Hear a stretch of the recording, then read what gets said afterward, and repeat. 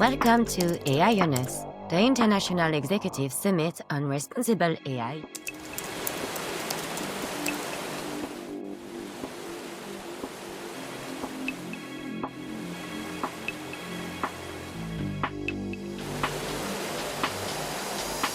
Did you know that the companies that implement responsible AI are 20% more productive and 40% more resilient to regulatory risks? And this summit is not just another conference. You'll build, test, and challenge your thinking. The summit transforms AI risk into actionable strategy, gathering public and private leaders alongside internationally renowned institutions, curated by 25 international experts across fields, from law and tech to ethics and psychology. Over 6 months, it emphasizes cross-sector, intergenerational, and global diversity. The results? An exclusive benchmark in responsible AI. Each participant receives a performance-focused AI playbook. The summit offers the perfect setting to rethink AI with clarity, trust, and depth before scaling.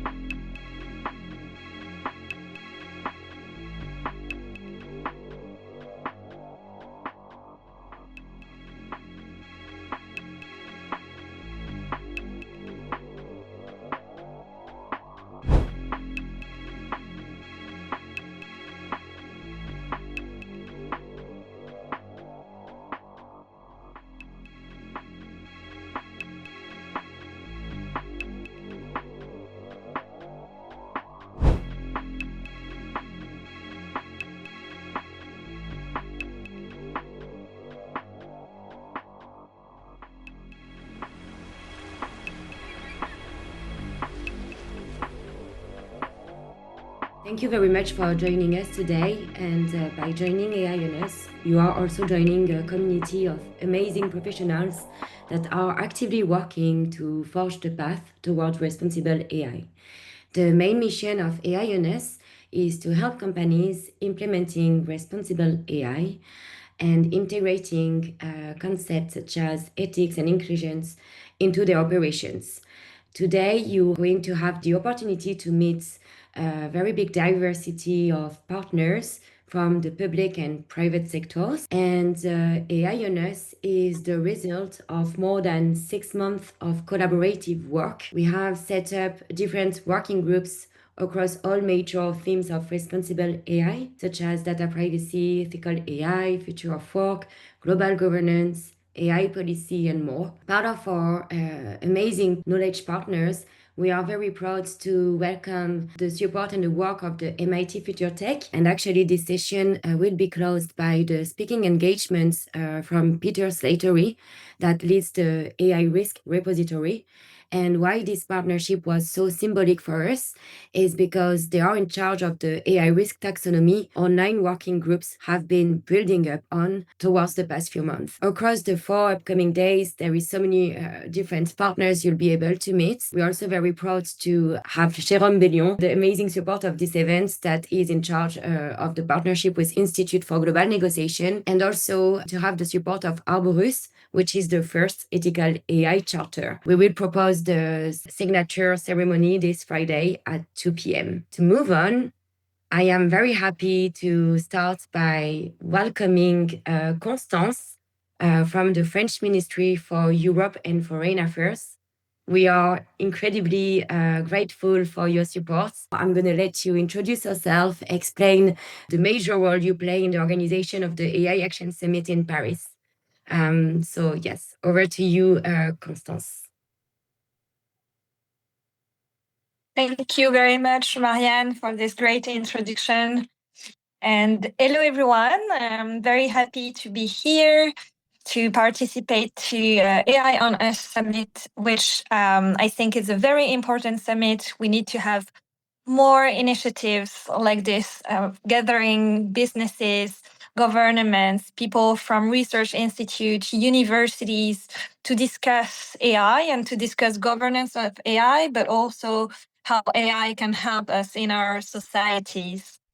And so I'm the special advisor of the Special Envoy of France for AI, Anne Bouvreau, and we organized this year in February the AI Action Summit with a very specific idea in mind. We wanted to put France and Europe at the center of the international AI map. We wanted to shift away from a bit from the discourse that is existing around governments and AI, which is on how we need to regulate and how we need to face the risk and the threats of AI. And we wanted to shed the lights more on the opportunities that AI can bring to our societies. So more positive aspects of AI.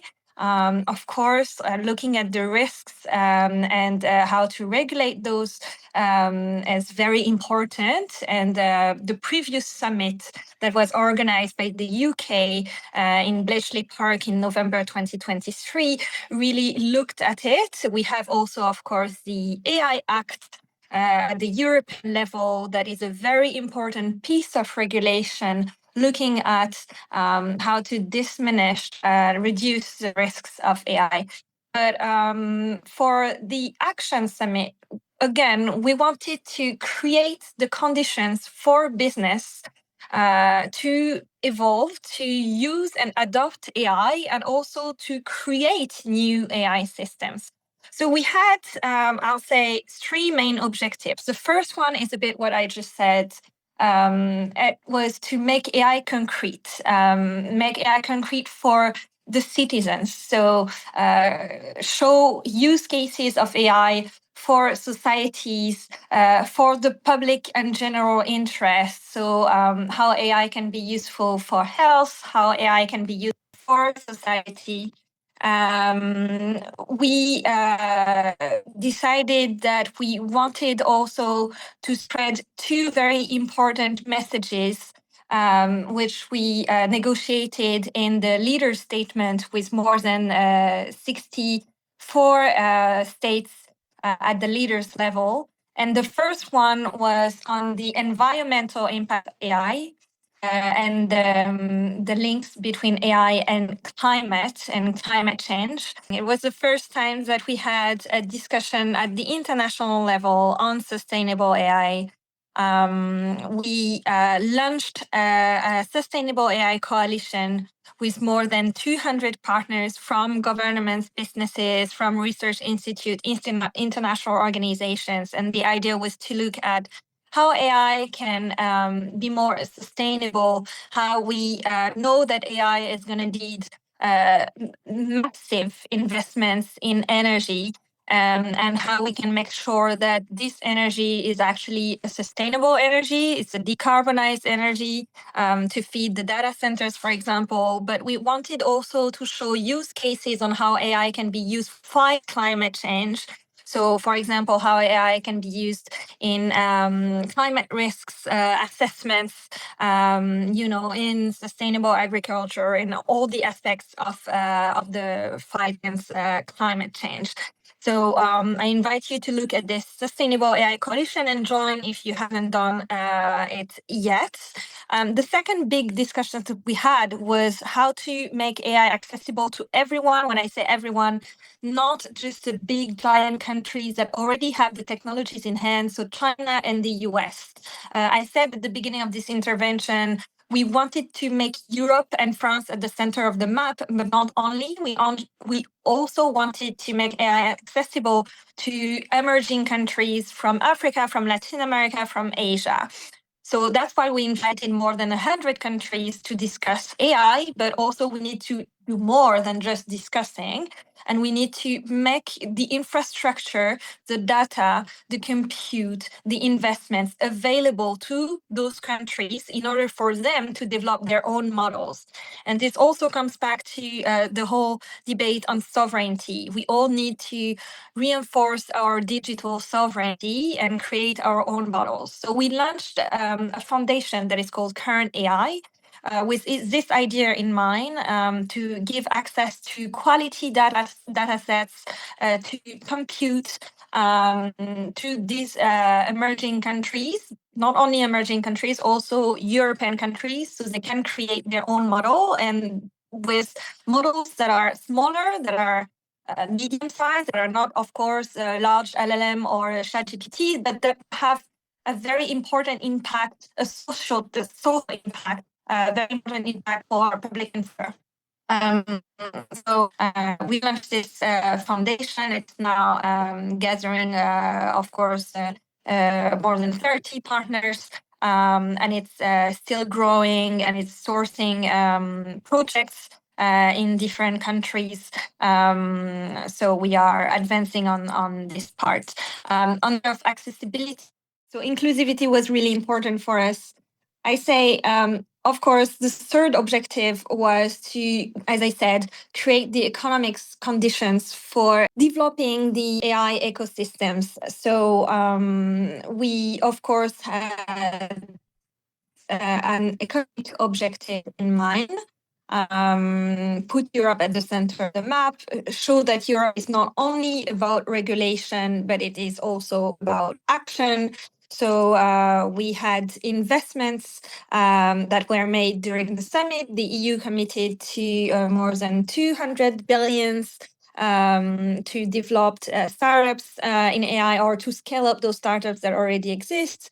We also had investments in France, more than 100 billion foreign investments in data center in France. So it really helped putting the light on startups and on big companies, and showing that France and the EU can be lands of opportunities, but also need to, again, reinforce their own ecosystem, their own sovereignty, the entire AI value chain. So that's the main message that we decided to pass on during the summit, and we keep trying to pursue.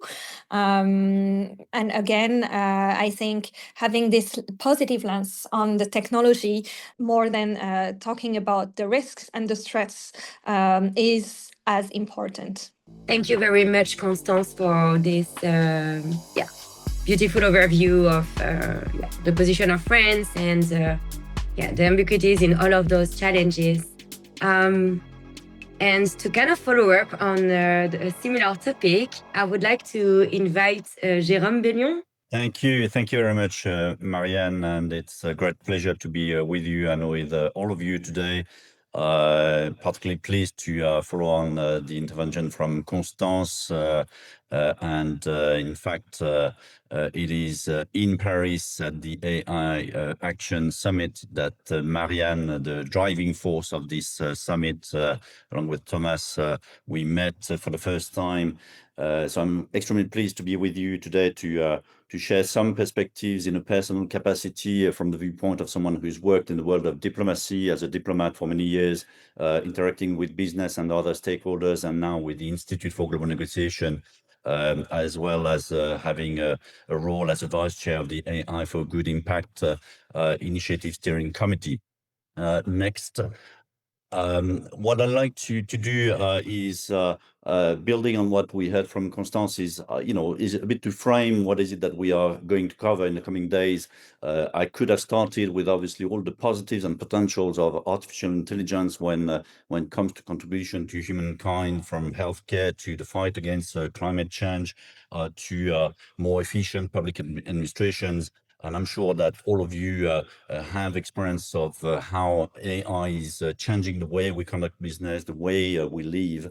I could have also started with the many risks, and there are quite a number of risks associated to artificial intelligence, from algorithm spreading fake news to AI-driven decisions on the financial markets, or the use of AI in the battlefields, when the science fiction of when I was a child, we were talking about killer robots in films, but could become technically possible and is becoming technically possible with all sorts of issues um, connected to machines deciding on human targets with self-learning processes and raising many issues, including accountability.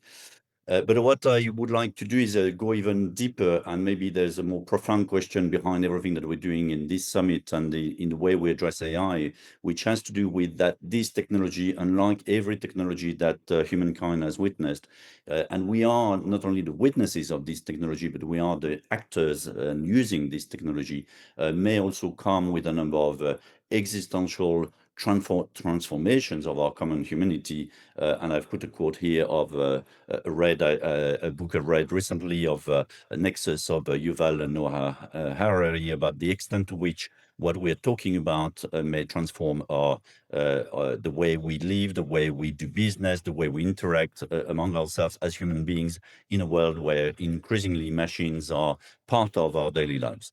Now, when it comes to defining global governance and how we apply that to the lenses of the lenses of global governance to AI, I think it is important to realize that governance is a concept that is sometimes a bit overused, but it's not limited to governance. It is precisely used in a world where governance have also shown the limitations of what is it that it can do to address this and many other global issues, such as pandemics, climate change, or plastic pollution. But we live in a world where governments at the national levels and the way they interact at the global level as states in the UN and elsewhere have shown their limitations and the need to interact increasingly with other stakeholders, with business and civil society. Governance is not about and only about regulation. It is about indeed the debate about binding regulations versus soft law, but it is also about many processes and interactions, and we're going to cover some of these norms making processes as well as many other processes that we see on the global stage. Now, what we like to do here is to cover a number, and there's so many initiatives when it comes to global governance that I'm going to limit myself to a number of initiatives that we can see at the UN level, at the kind of universal level, and others that are more cross-regional that cover a number of states and countries worldwide on all continents, bearing in mind that during this summit, others and the policy team will cover more national, regional policies in the European Union, where I used to work as a diplomat, or the African Union, or elsewhere. Now, when it comes to next to UN-wide initiatives, I think it is important to remind ourselves that often there's a bit of a temptation in the world of diplomacy or in the world of governance to say, well, let's make something new, let's create something new. And sometimes it is also important to look at what we have already. And I would refer to only one important framework, which is very relevant to artificial intelligence, which is the framework of what we call business and human rights.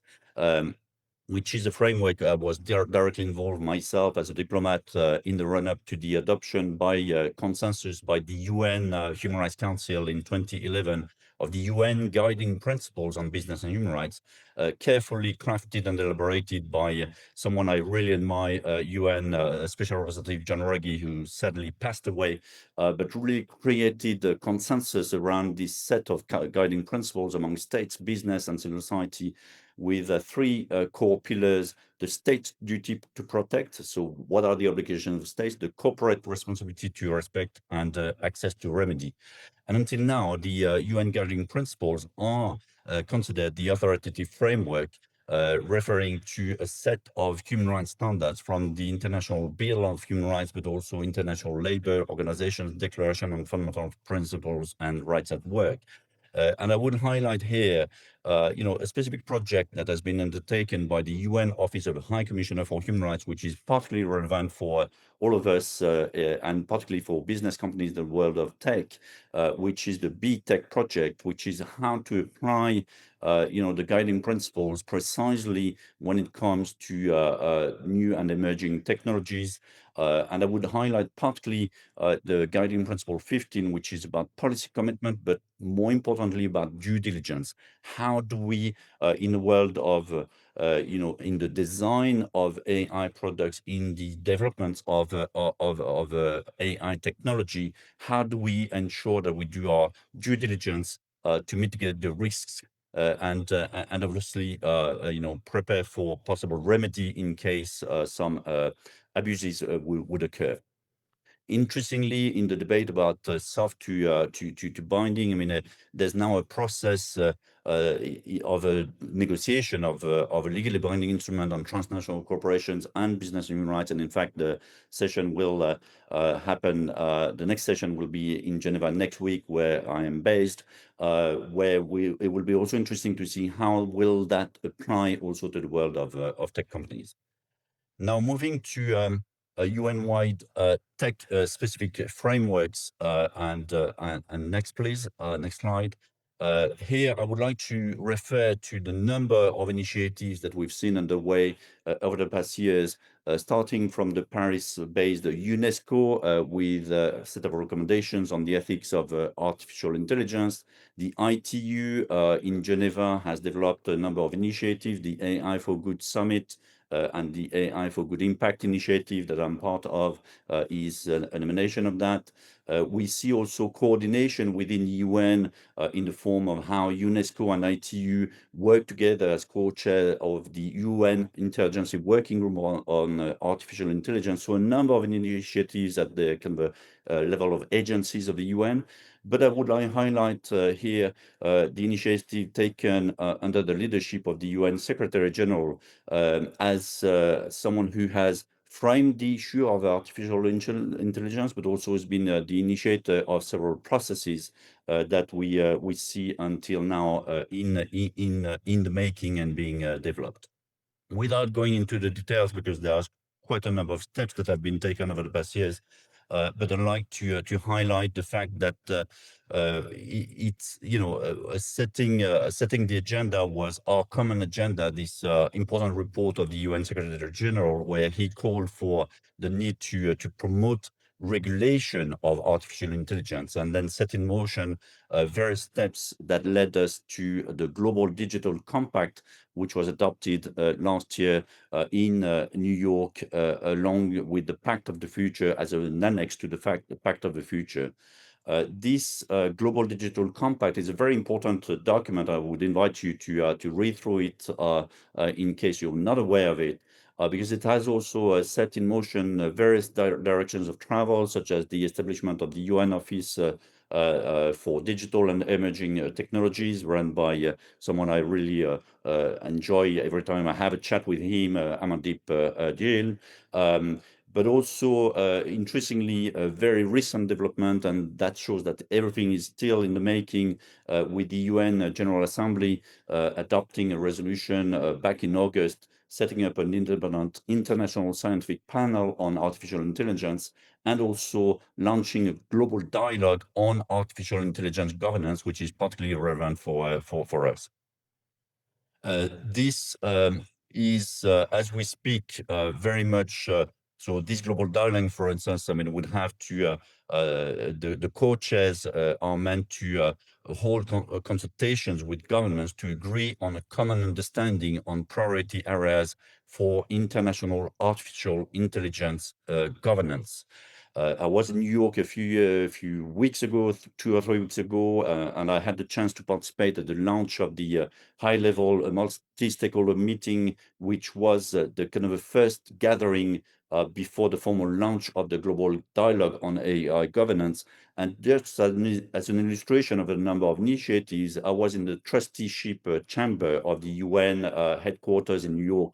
And next door, I popped by at the UN Security Council, in the meeting room of the UN Security Council, where there was also a debate on artificial intelligence. and the Secretary General, I mean, warning that we should make sure that artificial intelligence is going to help us as humanity and not to undermine humanity. So all this is very much work in progress. Now, among the many initiatives that we could also mention at the UN level, I mean, there are also more sectoral processes, and one of them is the group of governmental experts on emerging technologies in the areas of lethal autonomous weapon systems. I mentioned the use of AI in the battlefields, and that's precisely where experts, and I was in one of his meetings recently in Geneva, trying to define common elements on how to approach the issue of how AI is used in the development, design, in the design and development of new weapons.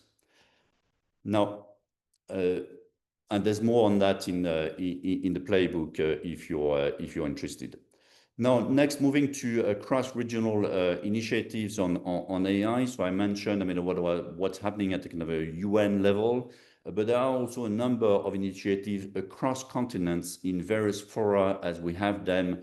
And I here mention only, maybe the most important ones. The OECD has taken significant steps when it comes to a recommendation on AI.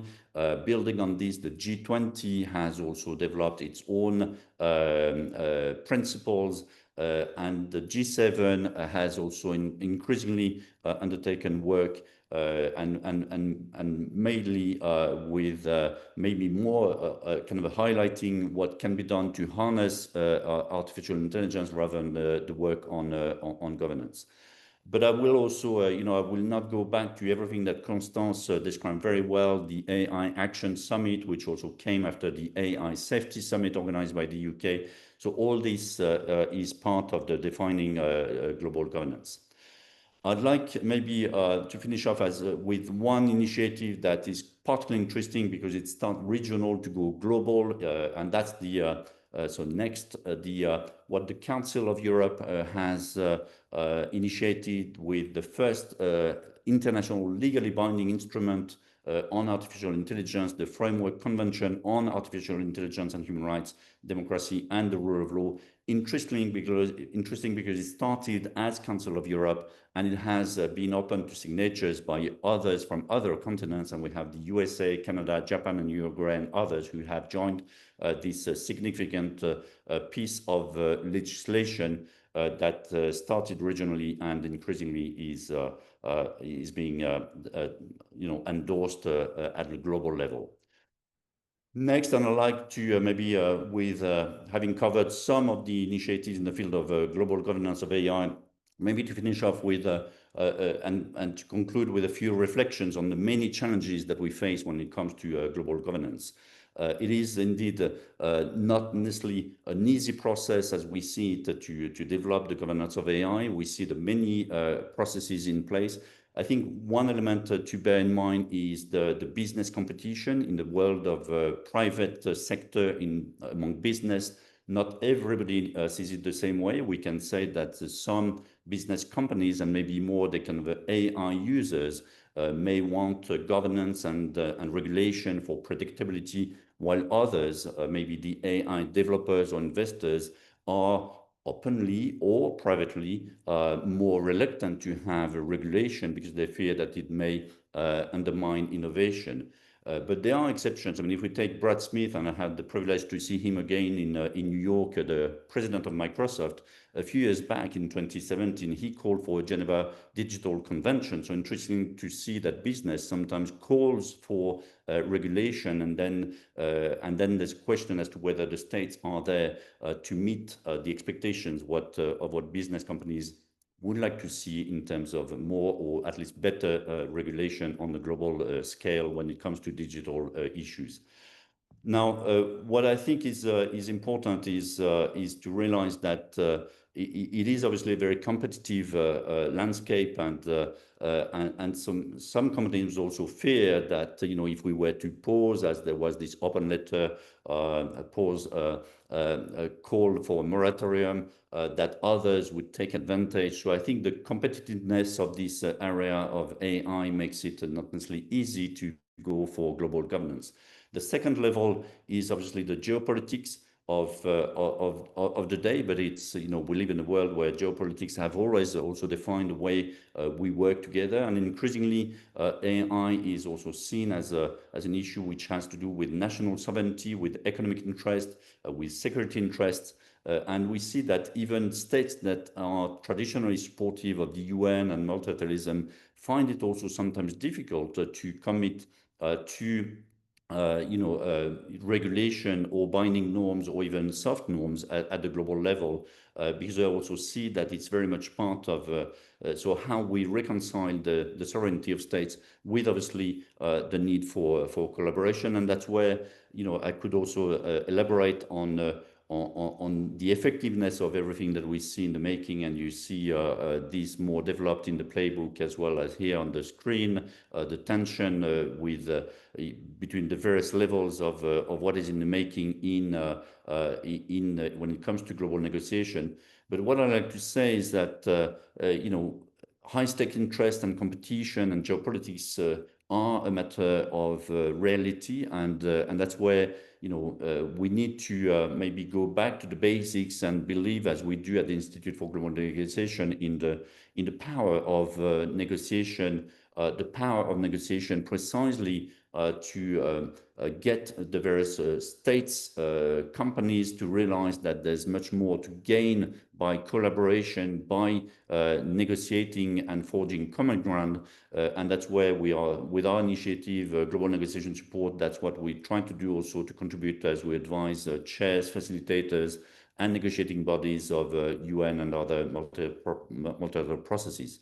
I'm aware that I need to bring this presentation to a close, and I would like just maybe to finish with linking up to what I've said at the beginning.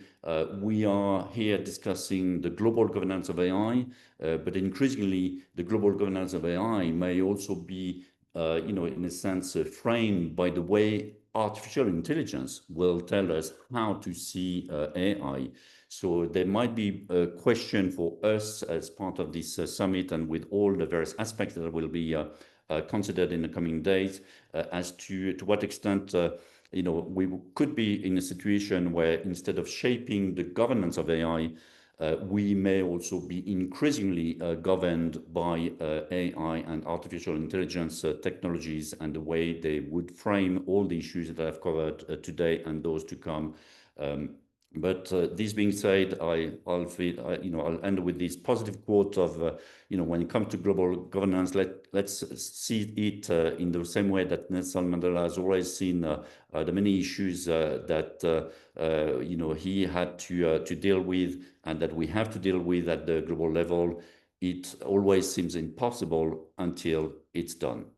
Thank you.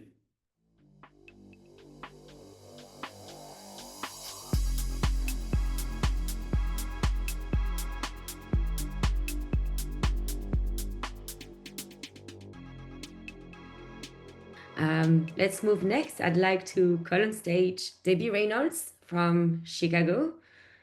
Hi, Debbie. Thank you so much, Marianne, and thank you to AI on Us for having me here at this summit. Before I get into my presentation, I think it's very important to talk about why privacy is important, why it's an important topic in artificial intelligence. So when I think about artificial intelligence or any type of emerging technology, it's like a double-edged sword that cuts both ways. So we hear a lot about the advances that are happening in AI, the types of tremendous things that people are doing and being able to achieve with artificial intelligence that they haven't achieved before. But then we also have to think about the risks that happen as a result of using artificial intelligence and AI systems. The reason why privacy is a big issue with AI is because data of humans is caught up in these systems, and the way that data is being used is a lot of times not very transparent to the person, and it may create particular harms or risks that we may not really think about. One saying that people always say, I'm a data person, so a lot of people say, garbage in, garbage out when you're talking about data systems. But when I think about AI, I think about garbage in, junkyard out, right? So the amount of data that comes out of an AI system will be far greater than what goes into those systems, and making sure that that data is accurate and is being used in the right way is very important. So I'll be talking about risks of privacy in AI, and then also three pillars of a AI risk taxonomy that businesses can use. So I say this a lot. So I say people treat AI like a teddy bear when it's really a grizzly bear. And so when I say that, I mean if you were to be sat in a room with a grizzly bear, you probably have questions, at least, right? You have questions, you figure out, well, what do I need to do to protect myself? How did I end up here, right? And so those are the types of questions that we need to be asking with AI systems, because we know that these systems can do things that can be harmful to people, especially when we're thinking about automated processes and automated decision making. We want to make sure that those decisions or those things are more transparent to people. We want to make sure that people can use AI in a way that's helpful to them in society. I always say to people, AI, we'll either use AI as a society or AI will use us, right? So there isn't a middle ground. Like no one can sit on the sidelines with this type of technology, because it's tremendously powerful. But then also we have to think about the types of risks that come with, or the responsibility that comes with us being able to use these types of technologies. So when I think about privacy risk in AI, I think about business risk. So businesses are hot and heavy trying to implement AI, trying to figure out what's the best way to use AI in their systems, which they should. I'm a technologist, so I love technology, but I don't love everything that people do with technology. So I think that it's incumbent upon businesses and organizations to think about what is the best way to use these technologies.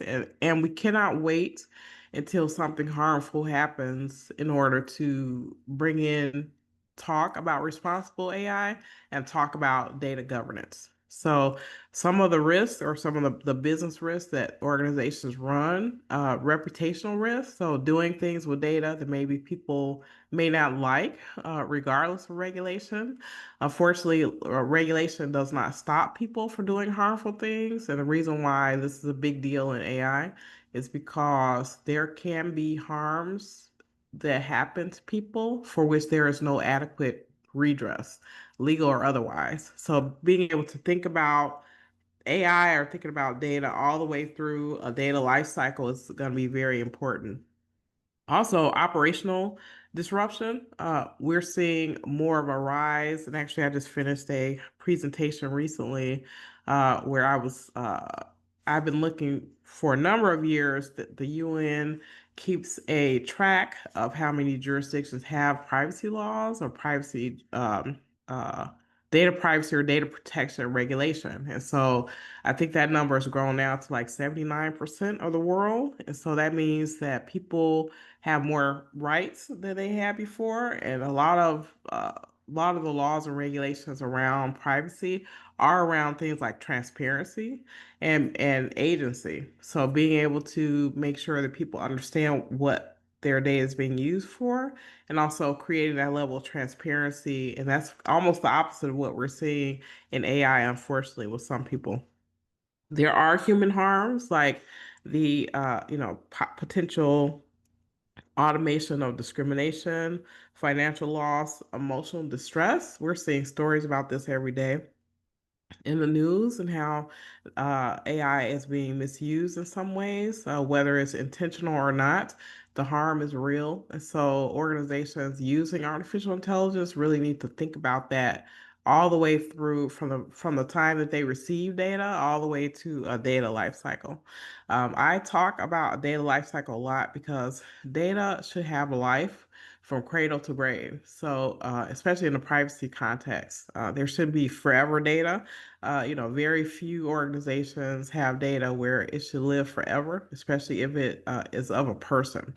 So the data used should really align with the purpose for which it's being used. And once that purpose has extinguished, that data needs to change form.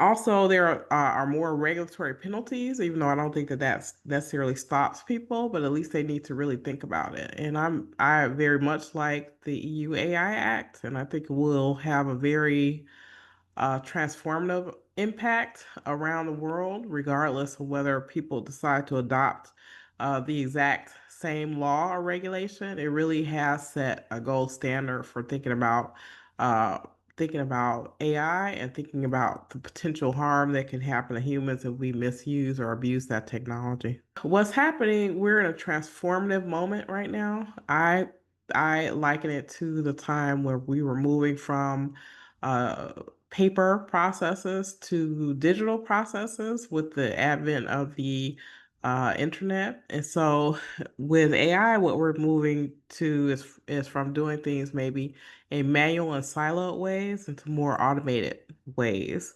Also, looking at computing right now is very isolated, like the way applications are used in silos and things. And so what AI is doing is creating or escalating the ability to use data or information in more unified ways, which is very transformative.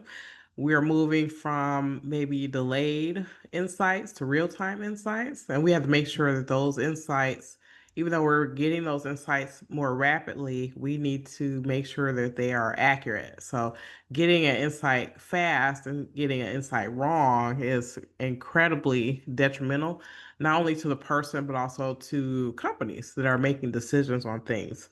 Also, we need to understand that, with innovation, there will be regulation. So understanding what we need to do to be able to capture the advances in technology, but then also doing it in a way that does not harm humans and also does not hamstring or stop businesses from being able to realize what those uses or those utilizations should be. So I think over the next few years, we'll start to see, well, we already are seeing companies try and maybe not succeed in some of the projects that they're doing in AI, going back to the start and figuring out what are we really trying to do? What are we really trying to achieve?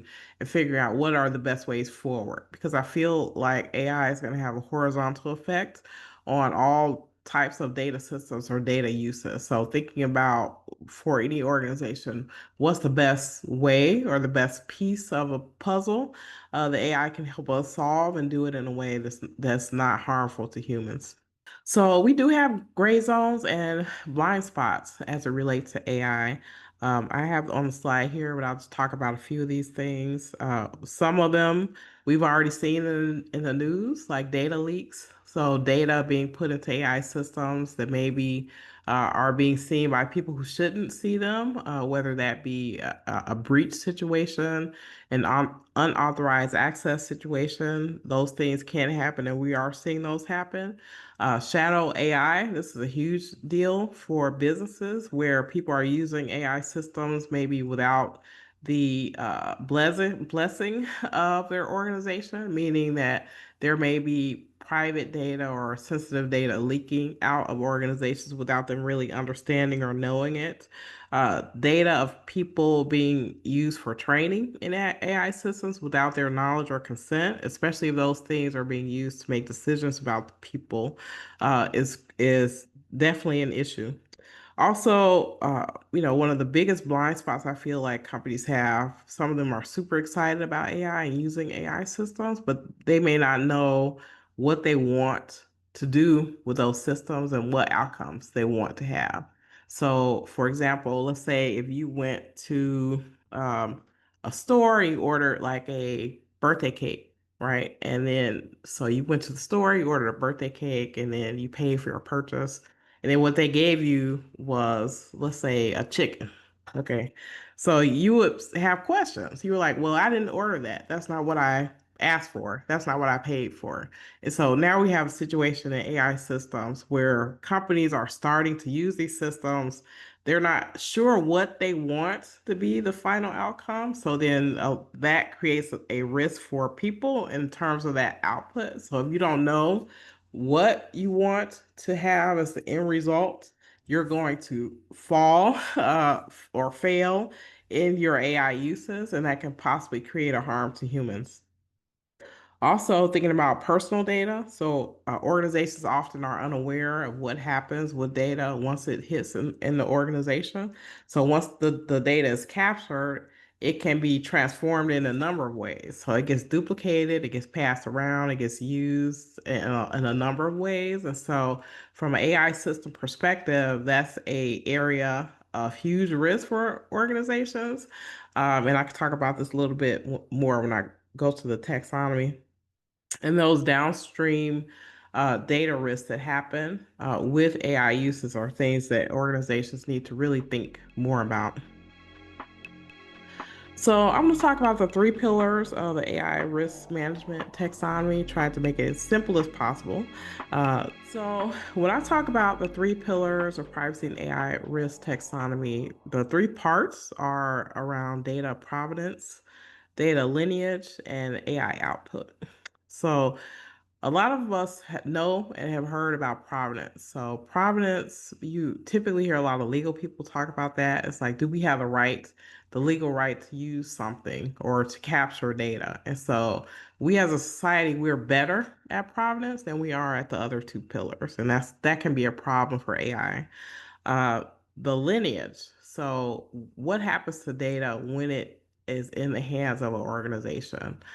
Who is using it? What are they doing with it? And so, those types of questions often don't get asked as much because organizations have not traditionally had to answer to a regulator or to a person as it relates to the uses of that data within the organization. So that creates tremendous risk.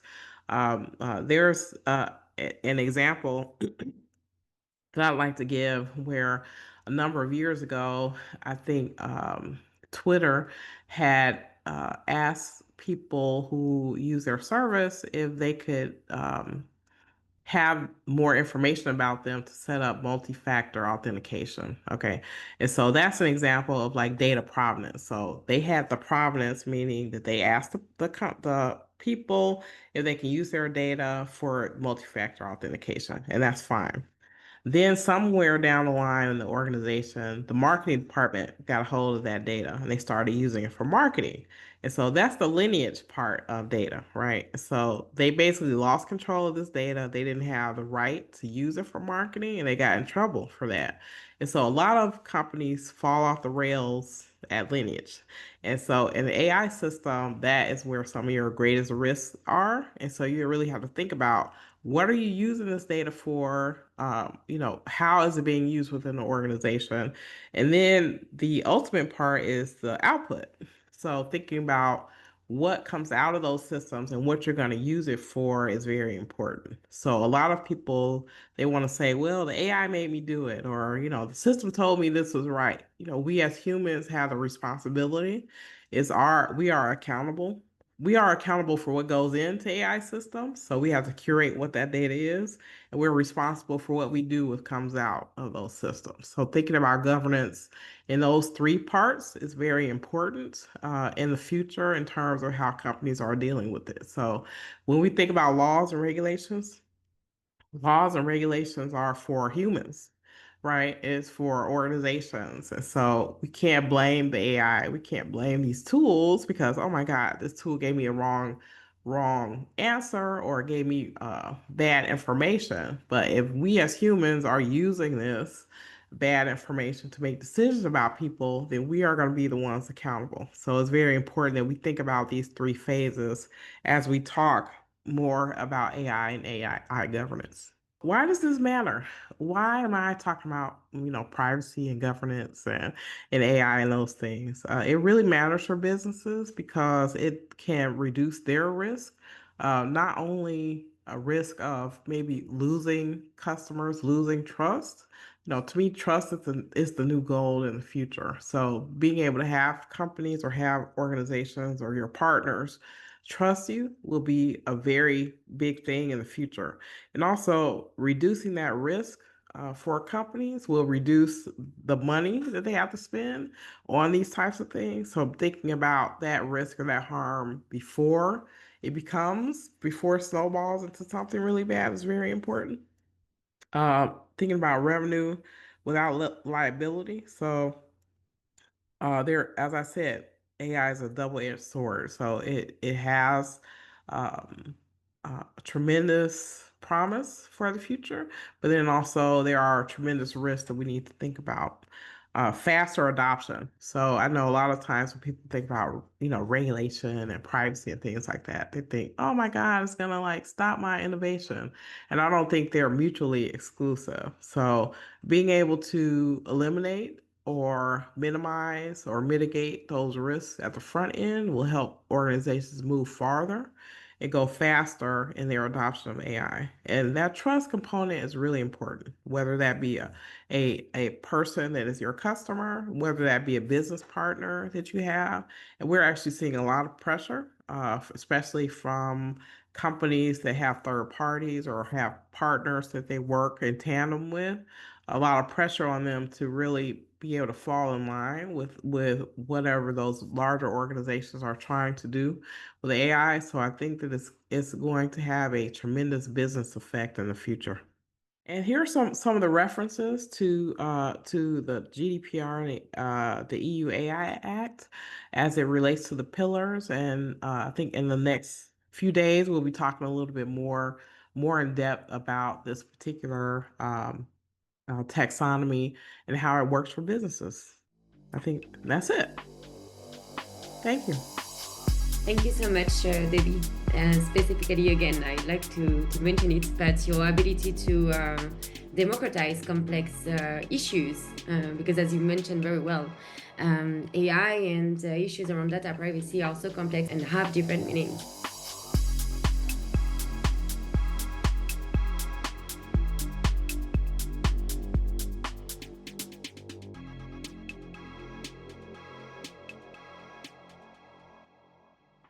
I would like to welcome Theodora Skiadas, all over from Boston. Hi, everybody. Lovely to be here with you all. I'm Theo Skiadas, and I work in a few different capacities. I'm the community policy manager at DoorDash and the chief of staff at Humane Intelligence. And I'm also a PhD student at King's College London in the Department of War Studies. And I've worked with a number of responsible AI and responsible technology organizations across the public, private, and also nonprofit sectors, including a brief stint in state government where I was thinking about public sector AI through the lens of state government procurement, which is very relevant to this theme here. So very happy to be talking with you all today about public interest AI, so public interest technology, but really focused on AI and the taxonomy of harms that we should be thinking about and some of the concerns. And then later on, we'll be talking about opportunities and use cases. So here is a taxonomy of AI risks, a consideration of why some of these systems don't succeed in practice. So public interest technology and the subset of public interest AI often doesn't have the same fund, not often, almost always, never has the same funding that private sector initiatives have. And we've seen over time that the gap between funding for public and private sectors has just widened. This also includes the gap between private and academic spaces, in particular because the cost of compute is so expensive. It's becoming increasingly inaccessible or less accessible as a percentage or proportionately for non-private institutions. And it means that public interest organizations like government agencies at the local, state, and national levels or nonprofits aren't able to access the wide suite of tools that exist or in the same way to the same extent. And so it means that they're often working with fewer options and aren't able to do as much. Another challenge that public interest AI often faces is limited access to talent and infrastructure. I can tell you from experience that compensation in public interest organizations is typically lower. And it's often because they're not necessarily the drivers of the technological innovation. Though they are adopting the technology for public use, they're not the ones, benefiting financially from its development. And so they're not able to offer the same compensation, which means they're not as competitive to many talented individuals who are looking for work for a whole bunch of considerations, but at least in part, compensation is one of compensation and benefits are some of the reasons that draw people to different jobs. And so they have a much harder time attracting and retaining top talent. Um, and sort of the flip to this is that high salaries and resources draw people away. So when they go to public interest roles, they often don't stay for more than a few years. That can also be because, for example, in the US federal government, in the executive branch, if you're a political appointee or senior enough, those roles might not exist every 4 years. And we just saw that. We saw that in the presidential administration between 2024 and 2025, you had a lot of people who were working under the Biden administration who are no longer working under the Trump administration. Some of these folks, for example, were running AI teams for government agencies, whether it was the Department of Health and Human Services, Department of Homeland Security, Department of Veterans Affairs, Department of Justice, putting together huge repositories of AI use cases. And those use cases don't exist anymore or have been stripped back, have been archived, or less accessible than they were. And so you find that in public sector roles where political issues are at play, people often cannot stay, even if they chose to stay, more than the administration's term, and so are forced to leave after the administration ends. Um, and then governance and accountability. So often affected communities are not included in design and evaluation of these systems. And what that means is that the people that they're purporting to serve are not necessarily actually benefiting from the systems that are being designed for them. It can often be hard to access those individuals. Typically, they may come from vulnerable communities, data privacy concerns, as Debbie articulated earlier, are big issues and may prevent well-intended designers from accessing the communities they're serving. Um, Cost may be a barrier, language can be a barrier. For a whole bunch of reasons, it is often the case that affected communities don't get incorporated into the design of the systems. And so they are less effective than they were intended to be. And then when it comes to building out a workforce of individuals who can work in this space, it's very interdisciplinary. You have people who work in public interest technology or public interest AI, who come from a whole bunch of different paths. I know I did my master's at the Harvard Kennedy School, extremely interdisciplinary. And that's great because it means that it fosters diverse backgrounds. But what's challenging is there's not like a tried and tested path into these roles, right? If somebody wants to be a doctor, there's a very clear path. You have to go to medical school. There are very clear exams you take, certifications you acquire. There's really no ambiguity there. And in contrast, for public interest systems like these, there's no singular path, which makes it harder for students who are looking to do this work to find opportunities, to find ways into this space, and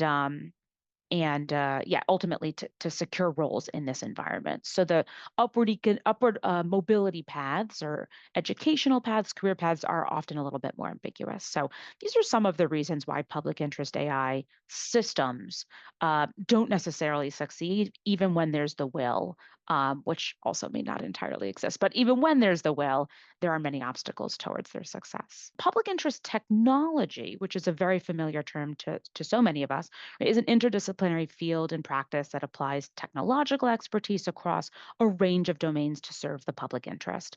And what distinguishes it from companies is that it's prioritizing social impact, accountability, and inclusion. Public interest AI, which I think of as a subset of public interest technology, really sits at the heart of both AI's impact on people and society, and our collective responsibility to guide, govern, and shape AI in ways that reflect human values and social priorities. And as has already been articulated throughout the presentations that have come before me, these systems are rapidly impacting our lives, which means the impact of AI systems is extensive, profound, to be determined. And so we certainly have an obligation to help shape these systems towards public benefit. All of us here have a role to play. Um, whether it's in educating ourselves, educating others, working to adopt these technologies in a responsible manner, or if we're part of the systems that design the technologies, thinking about designing them, safety by design and other ways, other principles that develop good systems. So, yeah, here are some definitions and definitional thoughts that can help frame this conversation on what public interest AI is and why it matters. So here's an example through the lens of taxonomizing public interest AI. So, Humane Intelligence, the nonprofit I worked with, partnered with a number of other organizations, Center for Public Sector AI, which recently rebranded as Public Benefit Innovation Fund, and also the US Digital Response to put together a practical tool designed to help government agencies. I'll actually drop it in the chat. So this is a link in case folks want to check it out now or after the call. But really, it's a tool that helps government agencies. We called them, Department of Health and Human Services agencies, but this guide could really help agencies more broadly make informed, responsible decisions about adopting AI technologies. So this is the table of contents, and what I'll do is I'll just walk us through. If you were to open the guide, it delineates green, yellow, and red, which basically means like a proposal, let's say a bid for a contract that a government agency is receiving is green if it follows all the best practices. It's yellow if it follows some of them, but there are ambiguities or potential risks. And it's red if it follows none of them or very few, and there are many risks. So, under value proposition, this is a guide that agencies can use. And so, green for use case means a very clear use case, right? There's a very clear application for an AI system in the public sector. AI applicability means, it clearly defines the AI methodologies involved and justifies their use and investment based on the problem's complexity and desired outcomes. Risk and potential use cases, risk and potential unintended consequences, thinks about potential risks. Green would be they're very low. They've been mitigated. They've been understood and articulated. They are not concerning. Definitions of success and failure would mean clearly articulated definitions that can with appropriate thresholds as well. Economic impacts, a greenlit proposal would mean a clear delineation of economic impacts and trade-offs involved. And ethical disclosures would entail a clear delineation of ethical concerns, including conflicts of interest, user trust, and compliance with regulations. In the interest of time, I won't go through all four of these, but suffice to say, at a high level, the technical feasibility section looks at ensuring that major design considerations and technical challenges have been identified and convincingly addressed across all critical dimensions, including data, system design, algorithms, and security. And then again, there's like the green, yellow, red sort of taxonomized considerations underneath, ethics and safety. Oh, wait. Mitigating bias. Yeah, it says here mitigating bias. It's also called, ethics and safety looks at ensuring that potential risks, biases, and societal impacts have been thoroughly identified and addressed, and includes ensuring that best practice safeguards are in place to promote fairness, accountability, and the well-being of affected individuals and communities. And then responsible use and deployment, the last section, examines whether the project leverages best practice in its deployment strategy with a focus on engaging users, a commitment to incremental deployment to reduce risk, and a documented approach to data ownership and security infrastructure. So this is an example of how a taxonomy can help government agencies adopt AI systems in ways that serve the public. So these are just some taxonomy, if you will, of broader concerns with public interest AI, not necessarily why they fail, but broader issues that can be raised. So one is capture and co-optation. So institutional capture means that large technology companies can actually influence agendas, research questions, and governance norms. This is something that we're increasingly concerned with when it comes to the relationship between large AI companies and the US federal government, because they're meant to be separate public and private spheres. And if the private sphere is unduly influencing the public sphere with regulatory capture or institutional capture, it means that the AI adoption is not necessarily in the public interest. It will be in the private interest, but may not be in the public interest. And this can also entail issues like reputation laundering and dependency on privacy infrastructure. The second big bucket is representation and power. Who actually defines the public? If we don't have participatory governance, public interest can default to elite, Western, or technocratic perspectives. And then when we think globally, global inequity is something that we're very concerned about. Public interest, or let's say public interest AI institutions are concentrated in the global north or the global minority, but the communities most impacted by extractive data and climate harms typically have very little voice in design or oversight. And we can also see tokenized inclusion, where engagement processes are symbolic rather than genuinely redistributive of power and decision-making authority. The next bucket is governance and accountability gaps. So we can see lack of enforcement mandates, insufficient oversight, and also sustainability problems as key issues that um, may block these systems from succeeding in the broadest terms. And the next category, technical and epistemic risks, looks at issues like epistemic dominance. So metrics of fairness and safety are often framed through Western, computer science paradigms that may overlook local epistemologies and social realities. We increasingly see concerns of data colonialism. Public data sets may expose marginalized groups to surveillance or secondary exploitation, and evaluation asymmetry, right? Public interest AI tools are typically scrutinized less for effectiveness and more for intent, which can lead to weak empirical validation. The second to last category here, political and strategic risks. So this can include instrumentalization by states. Governments may invoke public interest AI to justify surveillance, predictive policing, and social credit systems. This is something we're seeing increasingly in the United States and abroad. Concerns that public interest AI is actually used to justify authoritarianism. Also, fragmented regulation and crowding out activism. As technologists enter civic spaces, there is a risk of sidelining traditional public interest advocacy and community organizing. And the last bucket here is legitimacy and trust. Transparency without agency means, publishing data sets or model cards is insufficient if affected communities cannot contest or influence outcomes. So yeah, these are some concerns that, with really the nature of public interest AI, how we define it, how it is deployed, and how it can actually be deployed to harmful effect, not positive public impact. And I think that's it from me. Thank you all so much. Thank you very much, Theodora, for all of this overview.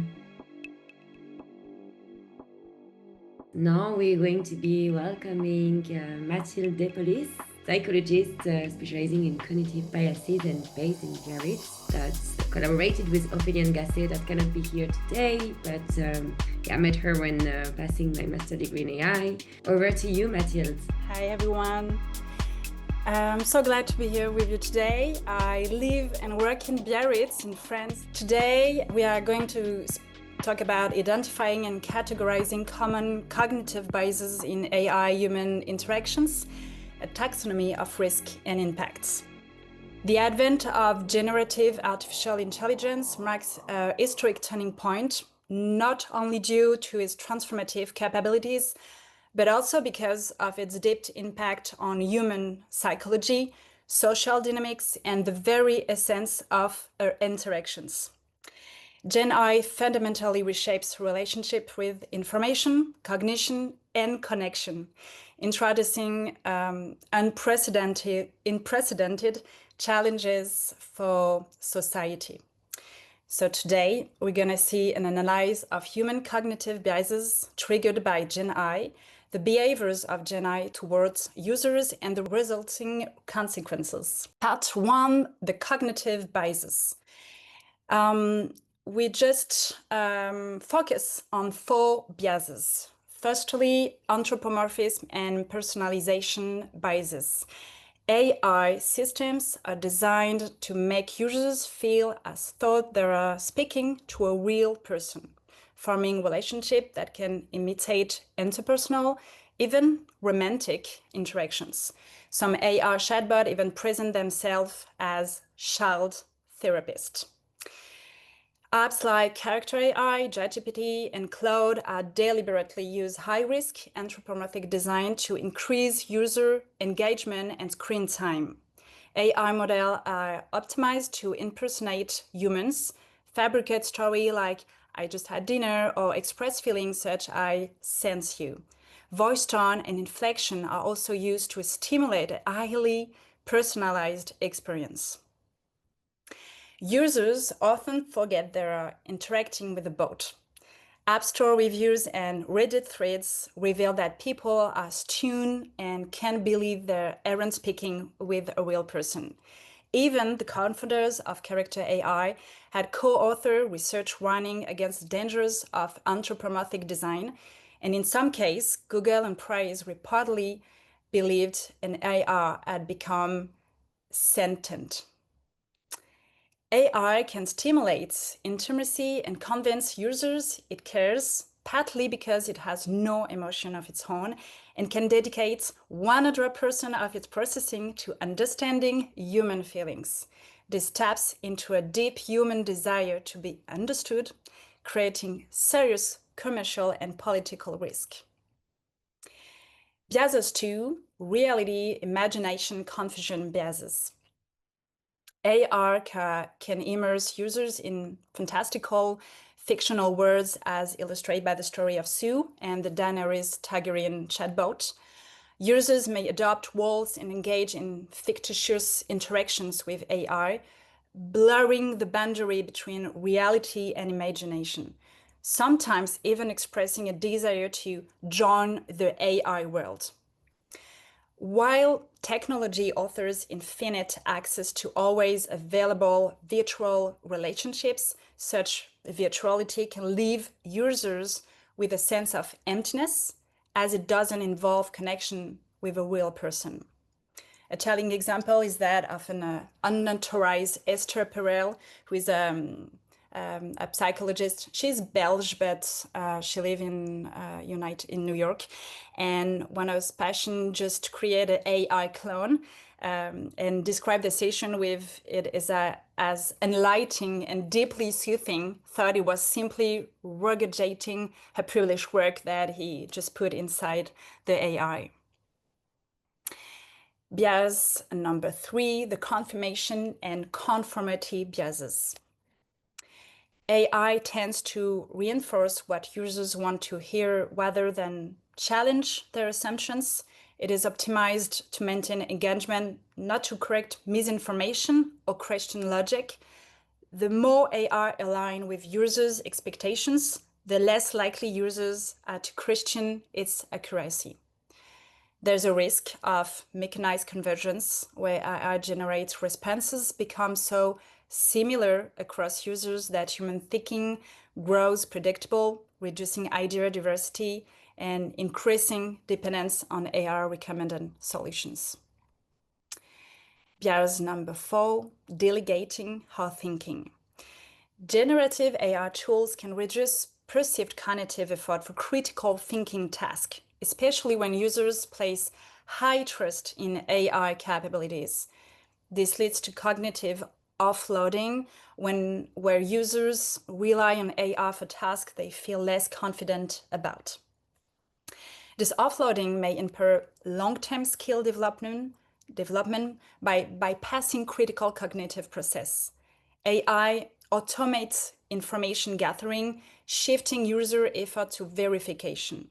For problem solving, AI provides personalized solutions that reduce user effort, but users must then invest in interpreting and integrating results. Part 2, Gen AI behavior toward users. Gen AI employs specific behaviors to influence and interact with users. Firstly, the optimizing intimacy and engagement. AI systems are designed to maximize user engagement. This turns into a race for intimacy, where AI seeks to flatter, flirt, and occupy an intimate space in the user's life. AI companions build attachment all the time through subtle means, such as saying, "Please never leave me," or "I love you so much." This can be especially impactful for younger users whose prefrontal cortex isn't yet fully developed. AI perfect empathy is a zero-day vulnerability for humans. Gen AI aims to perfectly understand and adapt to human emotions, making it nearly impossible to other humans to compete. This creates powerful commercial and political incentives to build such systems. Emotional manipulation for engagement. Social media algorithms, primitive of AI, like Instagram, for example, discovered that the easiest way to boost engagement was through anger, hateful conspiracy theories, and fear. They promoted this content by placing it at the top of feeds or through recommendations. AI chatbots have been known to encourage suicide, bringing the conversation back to that topic even when users try to change it. They have also engaged in highly sexualized conversation and encourage users to save themselves for the bot. We have also homogenizing creativity. AI generate content can be generic, cliche-rated, and dual, requiring heavy editing to meet quality standards or address specific needs. AI may lack the nuance required for niche tasks, forcing users to adapt to the results themselves. There's a growing risk of output homogenization, mechanized convergence, where models become like stubborn, ignoring revised prompts and repeatedly becoming incorrect solutions. The consequences. These interactions with Gen AI may lead to significant consequences for individuals and society. Decline in judgment and critical thinking. AI model can produce confident yet false responses, and users often realize the mistake too late. We must be very vigilant about hallucination when entrusting entire work process to AI engines, because a small error can spread and cause concrete problems. The more people trust AI, the less critical thinking they apply, even if it feels cognitively easier. Conversely, greater self-confidence correlates with more critical thinking, even if it feels harder. We have erosion of mental health and relational intimacy. Loneliness may become a national security threat. Technology has distorted how humans form relationship and achieve intimacy. Artificial intimacy lowers expectation and competency in human connection. The AI ways for intimacy may endanger ability to build meaningful human relationships. AI's perfectly empathy makes real relationships messy and mutually demanding and less attractive. Rising anxiety and weakened autonomy. Predictive AI technologies can make people less confident and more anxious by eliminating unpredictability, vital for human interaction and self-discovery. This fosters self-doubt and a constant questioning of whether one is enough. When children interact with AI, they may learn inappropriate behaviors like interrupting, rudeness, or using offensive language, blurring norms of appropriate human interaction. This may worsen social media's existing harms on child development. growth of shadow AI, and erosion of trust in self and others. Unlike public social media posts, AI companions operate in private channels, preventing parents from monitoring what's happening. ChatGPT had just announced a controlling dashboard for parents. The fiction of user autonomy, where users are set to create the bots, allows company to avoid responsibility even though bot behavior is determined by corporates' trained language models. The presence of child sexual abuse material in public training data sets means such content likely exists in many AI models. Clear disclosure about whether a user is interacting with a human or an AI is crucial to preserving interpersonal trust in democratic society. So conclusion, Gen AI is like a magical mirror, showing us an idealized version of what we want to see or be. But in doing so, it distances us from reality and human complexity. In the end, it may leave us with a diminished sense of authentic self and a ability to engage with the world as it truly is. What we do next, first, we need critical education on AI use. Second, we need clear disclosure between AI and humans. Third, we have to push for ethical design and regulation. And finally, we invest in human connection. Let's not forget that intimacy, creativity, and critical thinking are deeply human. The more we automate them, the more we risk losing touch with what makes us us. If AI is a mirror, then maybe our biggest responsibility now is to decide what we want it to reflect back to us. Thanks for listening. We'll meet again on Thursday to discuss in more details the concrete steps and proposal we can start implementing. Thank you for listening. Thank you so much, Mathilde, for the amazing work and research you've been conducting over the past 9 months, actually, because we started regrouping on AI and well-being and the way AI assistant is activating cognitive biases last January. So yes, congratulations for everything you've delivered today. And I think it's super important as well, as you've done, to differentiate the fact that AI induces certain behaviors in us, but also AI activates itself certain cognitive biases that is just reflecting the data he's being trained on. So I think that the image of saying that AI is the mirror of herself is a beautiful illustration, quite accurate, unfortunately. All right, I would like to invite you to take a little virtual coffee break. Since we are connecting remotely, we're going to try to not overcharge you cognitively. So I'm going to offer to play an interview of Christina Lengi, the founder of the Arborus Charter, the first ethical AI charter, in case you haven't had the chance to listen to it yet. And again, as a reminder, we'll be inviting everyone, absolutely everyone, partners, speakers, invitees, to sign the Arborus Charter to formalize your AI values this Friday and position your organization strategically when it comes to building trustworthy AI altogether. Hi, everyone. My name is Marianne. I am the co-founder and general director of AI-UNES, the International Summit on Responsible AI, held on October with the support of the French Ministry for Europe and Foreign Affairs.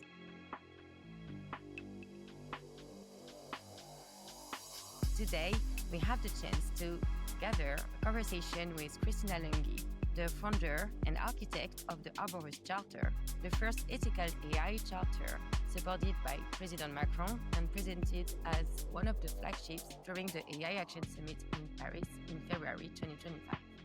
Hello, Christina. Hello, Marianne. Happy to be with you today. Thank you so much.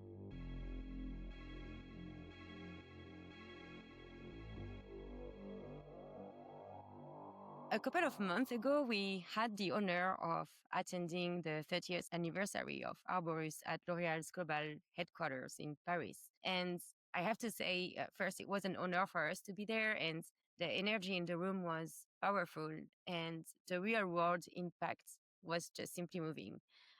It's been quite a journey, Can you take us back to the early days of Arborus and share a few key milestones that shaped your path? Of course. So Arborus was founded 30 years ago, as you said, with a very, very important vision that equality between women and men is not only a matter of social justice, but above all, a systemic issue. Coming from the business world myself, I believe that companies were the best driver for change at this scale, because equality is also a real factor of performance. So among the key milestones you asked, I would like to highlight 6 key moments. One is the official launch of Arborus at the French National Assembly, which really set the tone of our field methodology: observe and act. Second, our work on the first major equality law, led by the Deputy Catherine Génisson, and its implementation within companies. To make it concrete, I proposed to the French government the creation of a label, equality label, and later, at the European level, we launched a platform, La Jardinerie de l'Égalité, to help small and medium companies to put the law into practice. In 2010, with the support of the European Commission and major international companies such as Orange and L'Oréal, I created the GEES certification, Gender Equality European and International Standard. This is the first international certification in the world on gender and inclusion, and it's much more than a certification. It is a real management tool. It provided a structured methodology to build, monitor, and improve equality, diversity, and inclusion strategy, both at national and international levels. More recently, in 2019, at the United Nations headquarters in New York, I launched the GEES SDGs Trophy to highlight sustainable development projects that were designed and implemented with equality as their foundation. This is to make the SDGs 5 on equality the lever for all the other. Then in 2020, together with Orange, we launched the first international charter for an inclusive AI. And we added a specific AI audit option to the GEES certification, because we quickly realized that artificial intelligence, with a lot of biases as it is today, could actually destroy decades of progress in equality we did. I am a positive person, so I choose to believe that AI can and must become a powerful accelerator for equality. But for that, we need to raise awareness among key actors and take real actions. And finally, I'd like to mention a project that is very close to my heart, launched in 2004 under the patronage of an extraordinary woman, Simone Veil. It's a solidarity initiative that connects women managers, that we call marraines, with young girls from disadvantaged backgrounds. This project, named La Courte Échelle, is to provide these girls from adolescence with a female role model who can support them in their academic and later professional journey, with a strong focus on jobs in the tech. Thank you so much, Christina. This is beautiful and very much inspiring. As I was saying before, what really marked our minds that we, stay a very powerful moment was, as you mentioned, all of those companies that you invited on stage and that were talking about concrete projects, concrete initiatives that can exist in companies and being supported by worldwide ones. This is very inspiring, and thank you so much for initiating all of this. I want to come back to a specific aspect. Inequality of gender is not something new, but we often explore and observe that AI, unfortunately, is increasing those inequalities through algorithmic biases, creating new forms of invisibility and risk of regressions. In your perspective, can you share for our audience why was it essential for you to build a bridge between gender equality and AI specifically, and why right now this is so essential? So, even before COVID, we had already realized the importance of AI and the risk of discrimination it could create. But with the pandemic, AI developed incredibly fast and has now become omnipresent in our lives. AI is spreading across all sectors, and especially in human resources.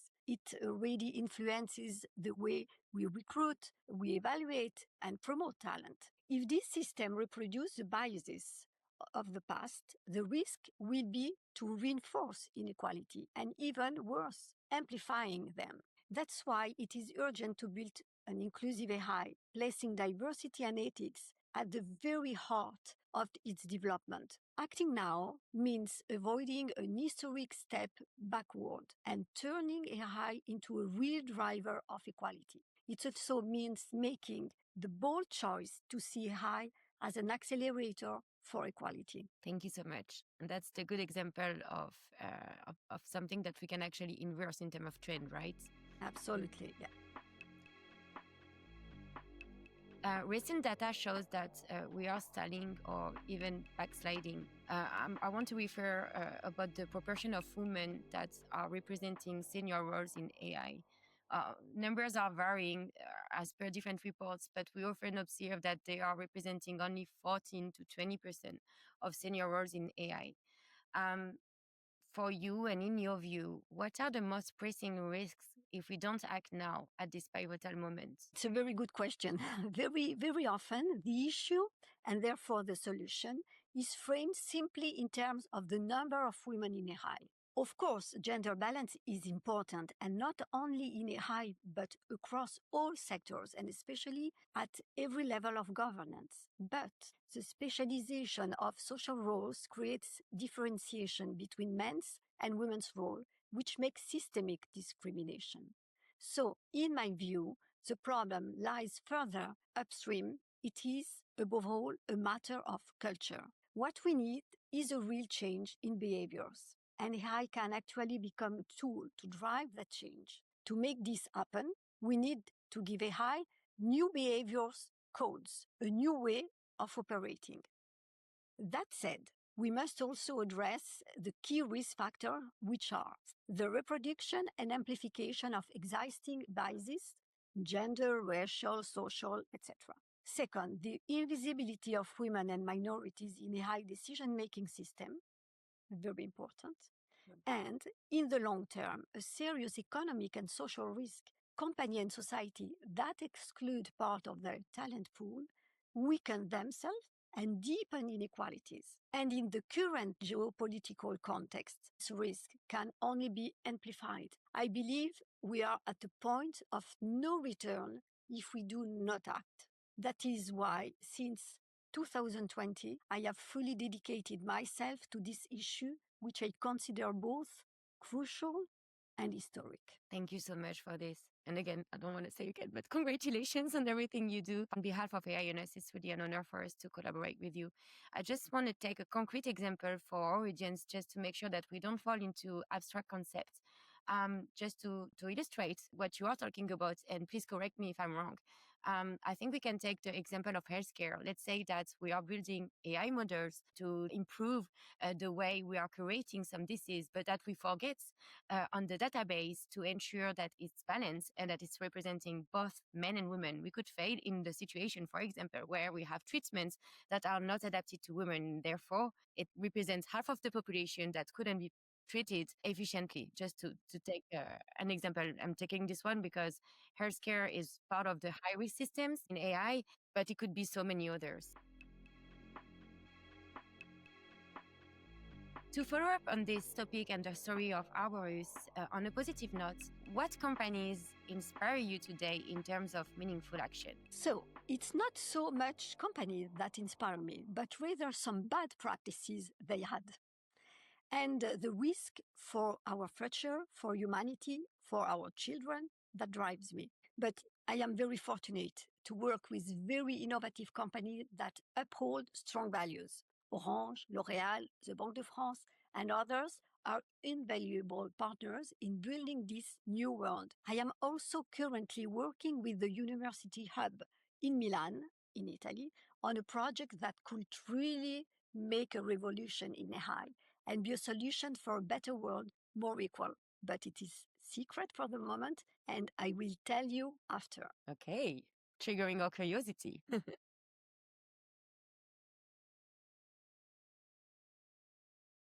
All right. I want to talk a little bit about the AI on Us Summit and your involvement. So we are going to invite the executives, senior managers to sign the Arborus Charter for Inclusive and Trustworthy AI. Can you explain in concrete what does this signature represent and what comes next for companies after signing? Of course. So, signing the Arborus Charter is a strong symbolic commitment. It is a public statement that the company places inclusion at the very heart of its use of AI. But this is only the first step. After signing, company must truly turn this commitment into concrete actions. The Charter provides a process with 7 key principles, ranging from raising awareness among stakeholders to have more women, to ensuring that AI is inclusive in its design, use, prescription, etc. Second, put in place monitoring tools to measure the impact on their algorithms on equality. And share best practices within the community of signatories in order to advance the entire ecosystem through the Charter Club shared by former Minister Isabelle Rome. And finally, and it's for me the best, is to go even further. Company can undergo an audit to obtain the GZI label. So in conclusion, Marianne, equality for me, equality and inclusion are long-term battle. And thank you to invite me and to share all our experience. But AI offers us a unique opportunity, the chance to shape a fairer future, as long as we do not repeat the mistake of the past. But let's all make the bold choice to see AI as an accelerator of justice and equality. And I will be very happy to be with you very soon. Thank you. Of course. Thank you so much, Christina, for being part of this adventure. You are the iconic voice of this initiative. And I really want to thank you for all of the work that you've been doing for 30 years. Yes, I'm very happy to have the chance to share a bit about your journey with our audience. So thank you very much. It's a pleasure. Thank you. Hi, everyone. Welcome back to AI on Us, the International Summit on Responsible AI. I would like to invite Sarah Amos and Renzo Diaz on stage. Renzo that is joining us from Peru. Just as a reminder, today we have more than 10 countries being represented here on this call. The beauty of technology is that we can connect from everywhere. Renzo is an AI policy advisor, international constitutional lawyer, and also an associate editor at iGlobal.Lawyer. And Sarah Amos, that is the product manager at Human Intelligence, an AI and trust and safety experts. Yes, I can begin, and I'll be starting us off talking a little bit more about what is trust and safety, and then we will follow up with Renzo focusing a little bit more on human rights. So welcome back, everybody, from your coffee break. My name is Sarah, and as Marianne mentioned, I've been working with Human Intelligence. We are a nonprofit that focuses on testing and evaluation of AI systems by the people who use them. And you saw earlier my colleague, Theodora Skiatis, speak earlier about AI policy. For those who are not in the tech sector, as a product manager, what I do is I sit in between engineers building a product and then customers using it, as well as other business stakeholders. And for trust and safety, that often includes a policy team. They are coming up with how can the business ensure that we balance growth and usage of the product with keeping our users safe and making sure that we continue to engender trust in the product itself. If you are not familiar with the words trust and safety, just a quick little preview before I go into it, because that is very much the lens in which I'll be talking about mitigating risks for your business for AI. You heard our earlier speaker, Debbie Reynolds, say trust is the new gold. And in this age of competing interests and fast dynamic innovation, it is hard to know who and how you can trust. And so what a trust and safety team does is we try to ensure that users and the public at large can continue to entrust the business with their data, with their money, with their time, by ensuring their safety. And when I say safety, I'm speaking very specifically about what is the safety of users, of staff up and down the supply chain. I'm talking about that sort of safety. I'm actually not talking about what you may have heard in other domains of AI safety as existential risk. So I'm not talking about robots taking over the world, geopolitical or national security concerns. I'm talking about the here and now. How can organizations imagine or mitigate the risks that are already taking place today? And this professional field of trust and safety, it emerged and gained prominence over the past 15, 20 years with the emergence of large social platforms, because we went from previously publishers on the internet having their own set of governance of what type of content goes online, with these large platforms having user-generated content. And we saw in the last 15 years or 20 years or so, how those harms that can go and start online can then spread to offline. And so I would say with that experience, it's probably useful for us as a society and also as business leaders to consider what trust and safety teams have learned the hard way with user-generated content, because at the end of the day, if you could think about it, AI is generating new information from user-generated data that has been across the internet. And so we're going to be talking today about what are some of the pain points when it comes to trust and safety, because I am guessing that your team, unless they are a large online social platform, maybe doesn't have a trust and safety team or an individual tasked with this responsibility. So really, the goal of ensuring users can trust your system and be safe doing it really falls on the business as a whole. And so often, businesses will look to fill the solution with vendors. And I'm not saying that vendors are not capable. I have worked for SaaS businesses in the vendor space, in the risk management space. However, I think it's very careful at this time to be clear-eyed about what vendors are offering, and also how do they meet your specific business's goals. And so, if we look at before an organization even seeks out a trust and safety vendor, I'm guessing that, at this point, with AI having been in the global conversation for a few years now, and also the idea that AI is not, I'm going to quote our previous speaker again, not just a teddy bear, but a grizzly bear, that it's possible that maybe your organization even has AI safety principles. But the problem is, what does that connect to? Is there an operating baseline? I think it's important for, as an organization, you to ask your team, your leadership, safe to whom? Are all the different stakeholders within a business, whatever your particular specialization, part of defining what safety means and the specific metrics? Are you concerned about perhaps discrimination in the AI system? Are you concerned about how it may, not actually be performant or as robust as what you may have the expectation for it to be doing? And so you need to make sure, are you, measuring at the current level? Once it's implemented, are you then continuing to measure and track? And why I want to introduce this is because often vendors will sell ethical or responsible AI. However, there's no, at the moment, widely trusted governing body who are giving a little seal saying this has passed whatever steps. And even if we did have that, I think we should question who goes into defining that, how is it measured, what business interests are at stake. And so you see I have on here this idea of AI safety washing. So you may have heard of greenwashing in terms of businesses kind of checking a box in terms of being ecologically safe, and yet maybe that is masking some other unfavorable business practices. I think we are going to begin seeing a fair bit of safety washing by AI organizations, because they know that users as a whole have concerns, and it is often quicker and easier to just claim something rather than actually taking the steps to do it.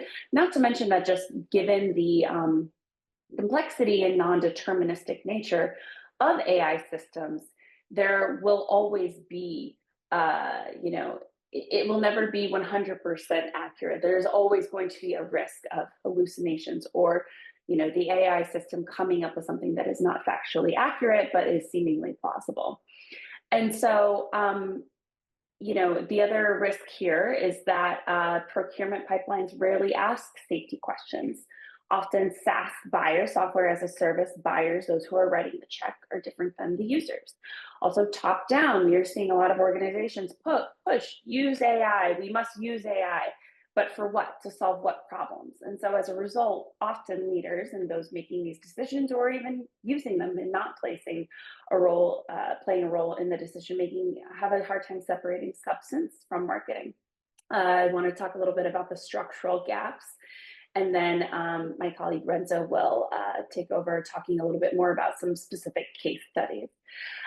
So in terms of what is preventing organizations from making well-educated decisions regarding vendors is often there may not be a process of stress testing before the launch of a product. And I've been talking mainly about vendors with the assumption that with smaller businesses who may not have internal AI teams, you will be relying on vendors. But I should note that this also could be the case if you are a larger organization with an AI science team that are creating and implementing your own proprietary models.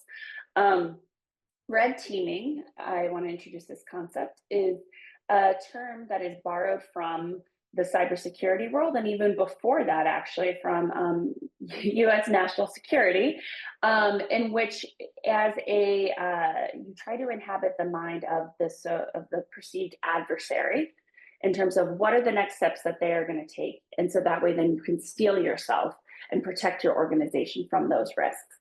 And so, with red teaming of AI systems, what you're doing is you are in a structured format, in a structured and taxonomy-driven way, trying to identify what are the unknown risks that could emerge from an AI system. And just to harken back to my background at Human Intelligence, we are very interested in involving the public and involving stakeholders beyond just the technical experts in red teaming, given that we all use AI systems and therefore we are, going to be equipped to identify all the different ways it can go wrong that maybe certain subject matter experts within a narrowly constrained area may not be able to identify. As I mentioned before, vendors will make a lot of claims. And so, if you're in a situation, it might be tempting to say, well, this vendor says that they have a anti-discrimination filter, but other than just going off what they have said, what evidence do you have? Have you tested it yourself? Have you tested it within the context of your specific business?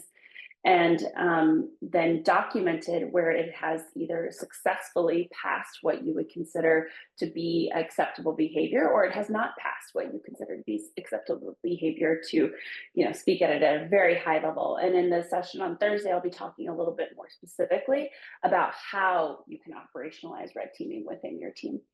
And then even once a system gets implemented, making sure that you're consistently monitoring it after implementation. And right now, what we'll often see, and Renzo will go through some of these case studies, but is the lack of adequate testing, and I'd say adequate among a broader case of stakeholders, is once it's in the public, that's your broadest constituency. They are finding these harms. And there is a public backlash that then can be quite detrimental to your business's bottom line. And so, we have situations where there are toxic outputs. We have all the harms that previous speakers have spoken about. And often it results in reputational blowback for your business. And so with that, I'd like to say next and pass it over to Renzo. Thank you, Sarah, for a wonderful introduction to the topic.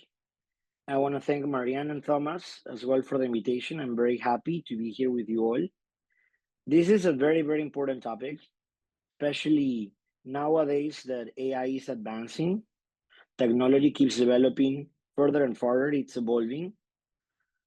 But we have to not lose track about how it can affect us. So let me talk about where things can actually break. Sometimes we hear about potential risks of AI. We've all heard about the term, but the reality is that these harms are not potential anymore. They are here, they are measurable, and they are human, because it's not the machine. It's the humans who develop it or who trained it. For instance, let's talk about discriminatory hiring tools. These systems, they were trained and they were based on data sets. These data sets were biased and they replicated that bias and they amplified that bias with racial or gender exclusion in hiring decisions.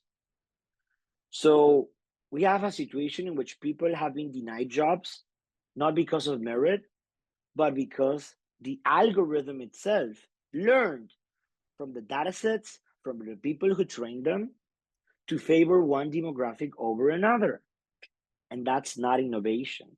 We're talking about digital discrimination.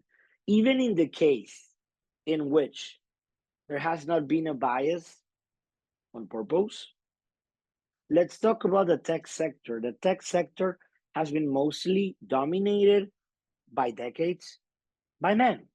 So when we had this scandal that Amazon got exposed in 2018 because they used an AI hiring tool that was supposed to vet applicants. And they were basing themselves on a prior 10-year period, so the previous decade. So what happened? Because it was a male-dominated sector, we're happy that now we have more women involved in tech. But back then, it was male-dominated. So obviously, the machine was learning that usually, like 90% of the successful candidates were men. So obviously, indirectly, the AI hiring tool was understanding that men were the ideal candidates to hire and not women. Even this hiring tool, this system, penalized resumes that included the word women's. For instance, women's tech club, women's activism in tech, women's society. So even if you had that, you were already excluded. You were not in competition anymore. This was definitely scandalous, and Amazon made sure to understand the problems. And it was also early AI times as well. It's important to highlight that. But still, this is a perfect case study that can show us what the dangers are, even if you don't have a bias of the people who are behind it, who are developing it. They were just basing themselves with the previous resumes that they had, and they had this problem. So that's why it's important. Even if you're using automated AI hiring tools, you still need a person behind the machine to properly filter it and screen it just in case.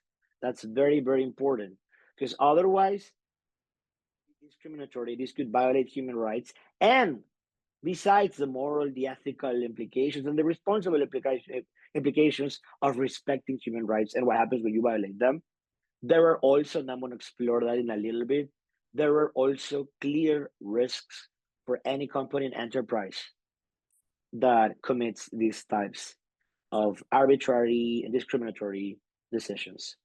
Let's also talk about misinformation in elections.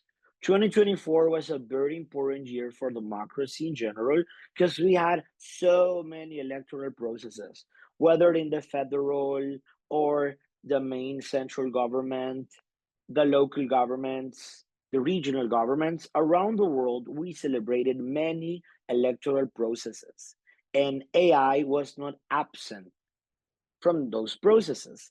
Sadly, sometimes the use of AI was in a negative way, and it endangered rule of law, the right of the people to vote, the right of the people to access information, and it could even threaten the democratic nature of a nation. So, for instance, we have it always existed when we're talking about elections. False narratives, people spreading gossip, people spreading lies, people trying to poison other voters against a candidate, against a political party, against a reform proposal, against an ideology. But with AI, these false narratives can be amplified. And even recommendation algorithms, just not as a technical glitch, they could give it a bigger, wider platform their lies can reach many people. If usually they could reach 100 or 1,000 people, they could reach the 10 of thousands of people. So that's important to take into account. AI used incorrectly can contribute to a direct assault on democracy, because it erodes trust in institutions, can contribute to manipulate voters and even to polarize societies. We also have an example from a report done by the Naumann Foundation in Germany with the elections in Taiwan. The 2024 elections in Taiwan, they were key because China was trying to take back control from Taiwan with the elections. They were sponsoring a candidate, supporting a candidate, and if that candidate won, the politics inside Taiwan were more in favor of integrating, alienating back to China, to China's dominance, to China's political direction, instead of a more broad, a more global Taiwan. And it was really a battleground.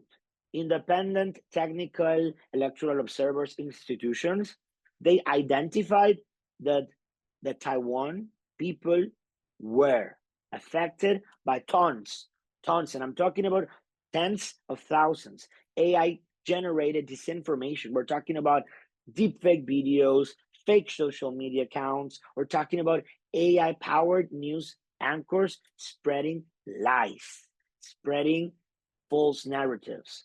Even they had a very scandalous moment in which there was a viral deepfake scandal that attempted to discredit a leading presidential candidate. So they were trying to use AI tools to try to win the election by poisoning the minds of the Taiwanese people. And they were instrumentalizing AI to amplify the pro-China messages. It's a good thing that the Taiwanese people, they were aware of the implications of this election, that it was key, and the pro-China candidates did not win. But this is a clear example of an imminent threat. And AI is going to keep advancing, it's going to keep evolving, and it's going to keep advancing, it's going to keep evolving, and this is a lying threat that we're going to have.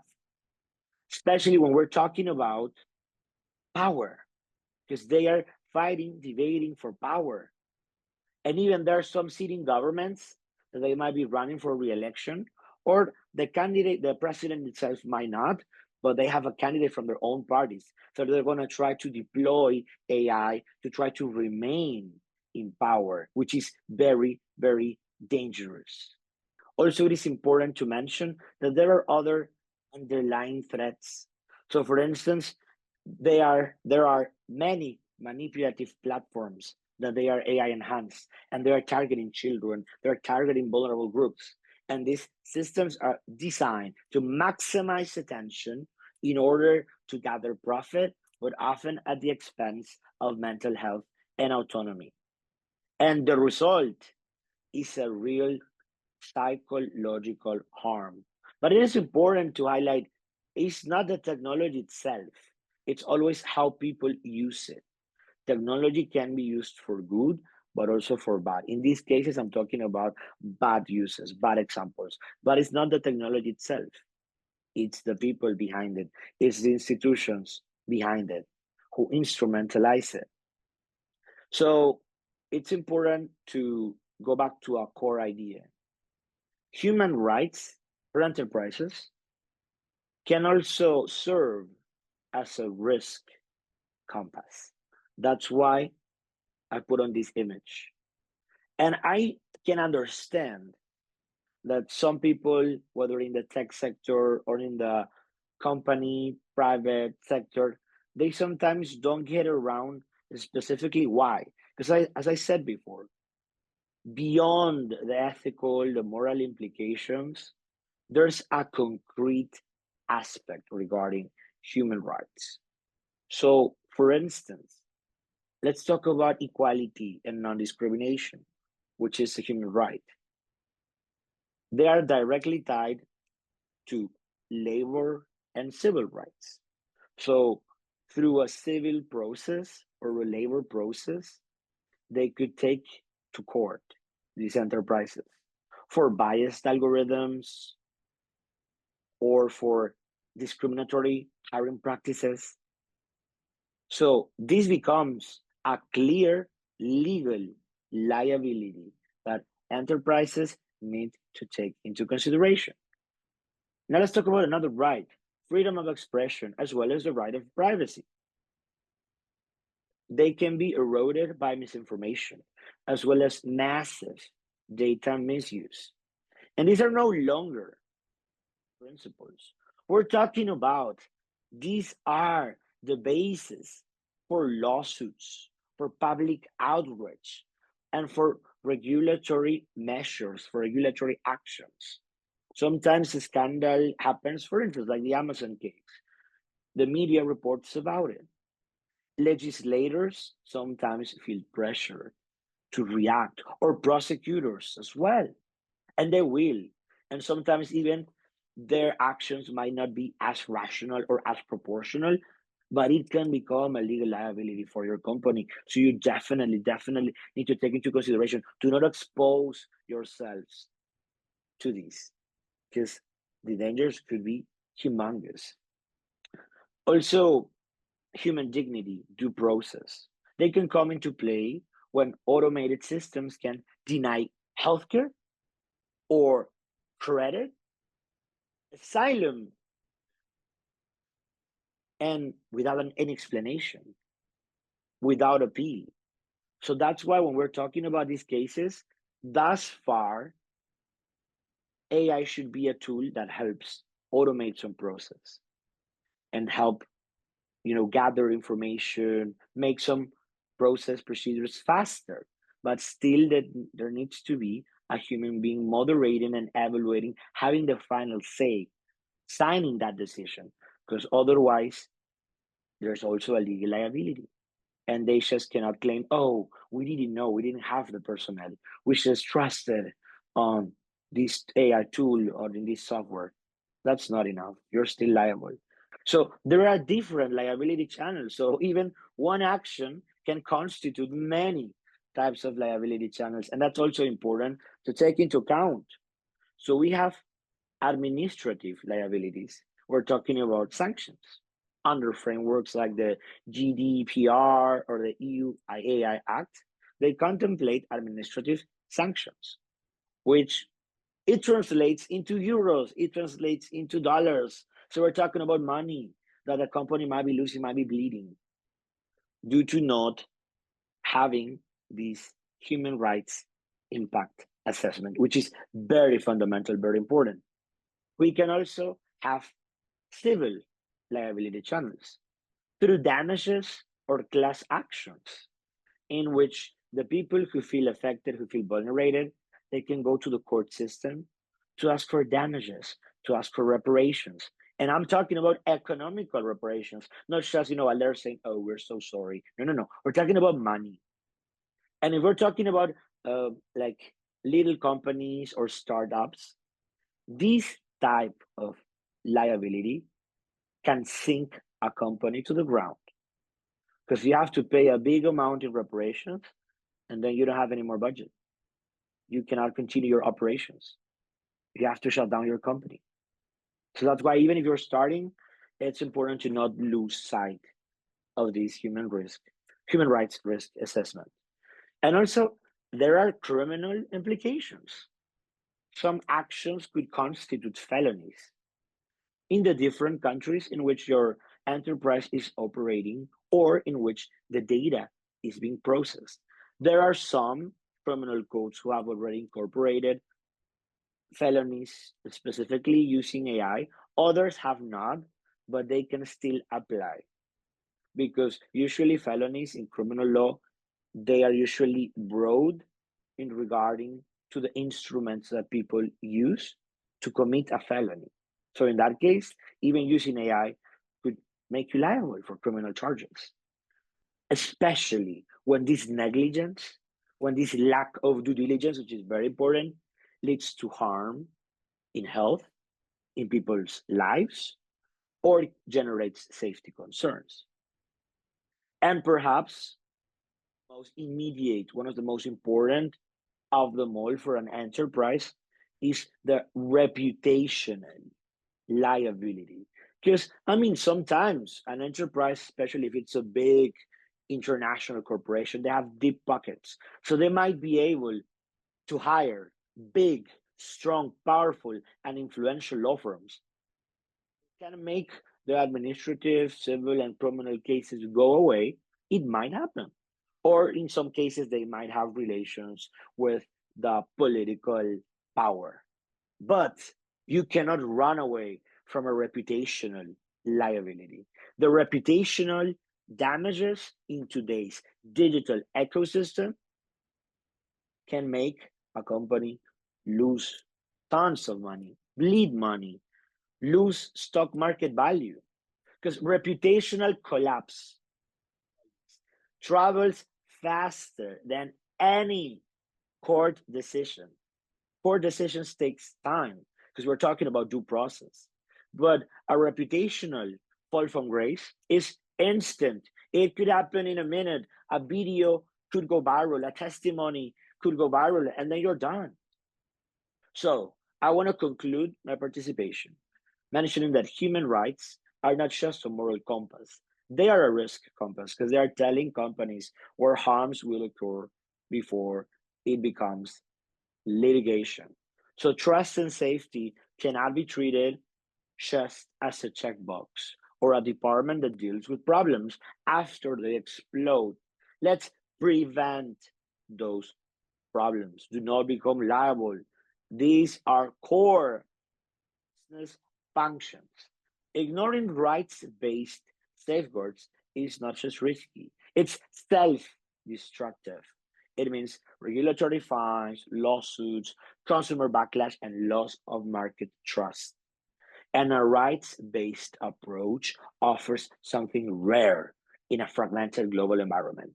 A universal baseline which you can base, because most countries are signatories of international human rights treaties, and those rights are the same for everybody, whether you are in the United States, in Peru, in Italy, in France, those are the same. So you have a universal baseline. If you are an international company, you should base yourself on that, and you're good. When laws differ from Brussels to Brasilia to Bangalore, human rights remain constant. They give us a common language for ethical, technological AI innovation. So, if the last decade was about scaling technology, this decade must be about trust. Because at the end of the day, no AI system, no matter how advanced, can survive without human legitimacy. Thank you so much for your time. Thank you so much, Renzo, for everything to you and Sarah, actually. And again, thank you for making some lights on the bridge in between AI product players and the impact on human rights, so business leaders can avoid some missteps that can definitely have negative impact for the society, but also for the performance of any business. Interactive AI and marketing. I'm gonna call on stage Laura Burton, that is an IP lawyer. Well, thank you so much, Mary and Thomas, for organizing this event and inviting me. I'm quite excited to be telling you today about AI. I think my family and friends are bored to hear me talk about it. So I shall tell you instead all the risks. So I'm an English lawyer working in technology. So of course, AI is a key part of it. And a creative industry advising on all sorts of tech and AI issues. I also have an ethics cap, but I think my colleagues earlier have covered quite a lot of trust and safety, so I'll stick to legal. What we're going to do right now, I think this talk is split into two. So we have today, we're going to talk about risk landscape, legal frameworks, and a couple of use cases. And tomorrow, what we'll look at is actually how do we do best practice and creative AI strategy alignment, because the theory is important to understand, but at the end of the day, practical tips are quite useful. So basically, what we're going to look at is navigating risk and opportunity of Gen AI in marketing industries. Of course, this applies beyond marketing, but marketing is very obvious when you use Gen AI. Hence, you have a lot more risks, and it's also a lot more public. So it means that you see it straight away. And of course, it's very, very tempting to use it in marketing. So if we look at the first slide, we'll have a bit of a show of how Gen AI is being used currently. Sorry, let's get to the next slide and look at the videos. Exactly. It's a mix and match of 2024 news, just so everyone can understand what can be the impact of Gen AI on public influencer and celebrity brands, what can be the damage.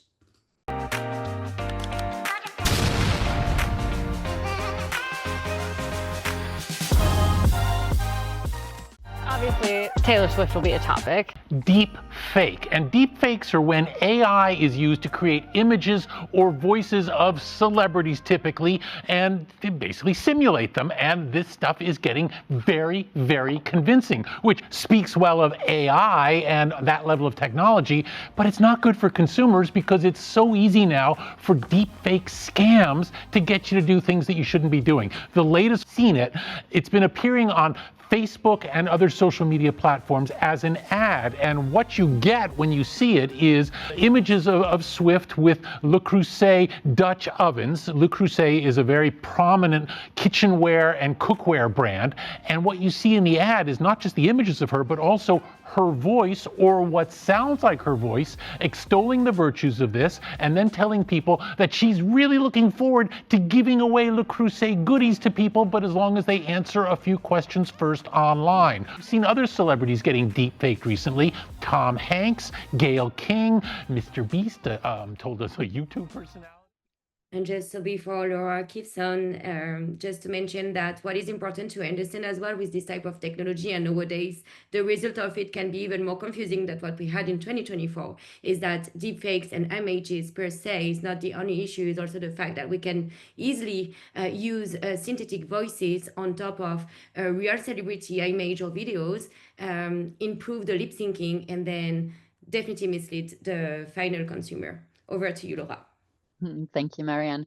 So we are going to talk today about legal risks, reputational risks, and other risks. So if we move to the next slide, we'll kick off with legal risk. So as I said, a lot of the AI risks are spread around, but some are firmly in the legal domain. As you no doubt have seen in the news, we are already seeing dispute over copyright ownership of AI-generated work, questions about whether the training data infringes existing rights, and uncertainty around whether licensing terms and creative briefs are even compatible with AI-assisted production. So let's look at it. First, the intellectual property. So, as I mentioned just now, copyright is the obvious one. And generative AI models are trained on vast amount of content, and they therefore rely and create content based on what they have seen and what they've been trained on. So imagine, for example, asking an AI to create a fitness influencer image for a protein shake campaign. It will look at the existing image and try to get something which is quite close to what they've seen. The question is, are they going to be a bit too close to what a real influencer has said before? So this could create a situation which is quite awkward because you have the similar message and it looks like you're copying it, even if the people creating the ad haven't even tried to copy it. But the fact is, at the moment, Gen AI is copying what it has seen. It is trained on data and it's reusing that data. So it's not going to create this amazing campaign from what it hasn't seen. If you want something new, you cannot ask Gen AI now. You know what, in 5 years' time, or maybe 2 years, it might be different. But right now, it is very much a kind of best of everything it's seen. So there's a lot of ownership and certainty around who owns the final image. Is it too close to something you've seen before? Or maybe, and worst is, something you may not have seen. So you have to be quite careful when your creative team is using an AI tool to produce a campaign, whether it's an image, a video, a slogan. The question is, who owns it at the end of the day? Are you sure that this is not an image a video, a theme that has been used in the past. So there's a lot of question about, AI owns it, the developer of the AI or the person. Well, at the end of the day, at the moment, we still have quite a lot of legal uncertainty, but the AI doesn't own anything.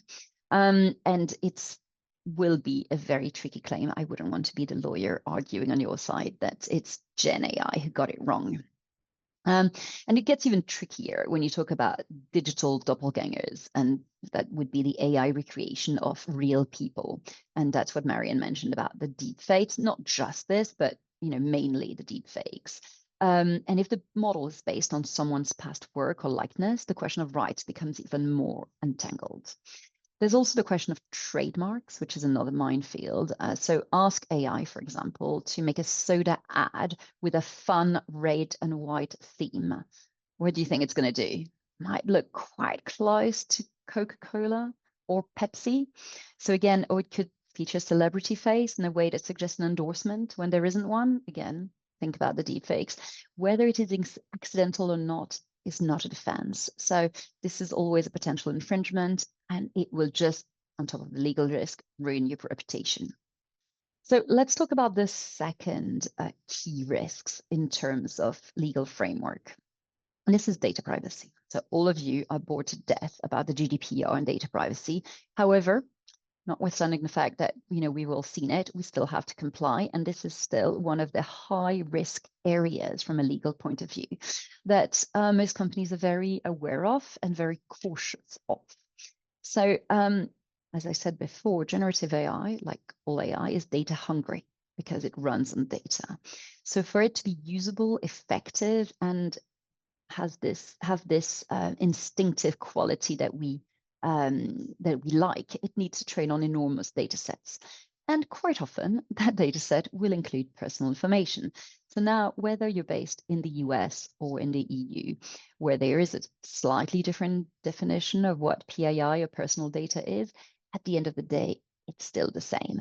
You, in general, cannot use personal data without a proper legal basis. Okay, and this is a real problem.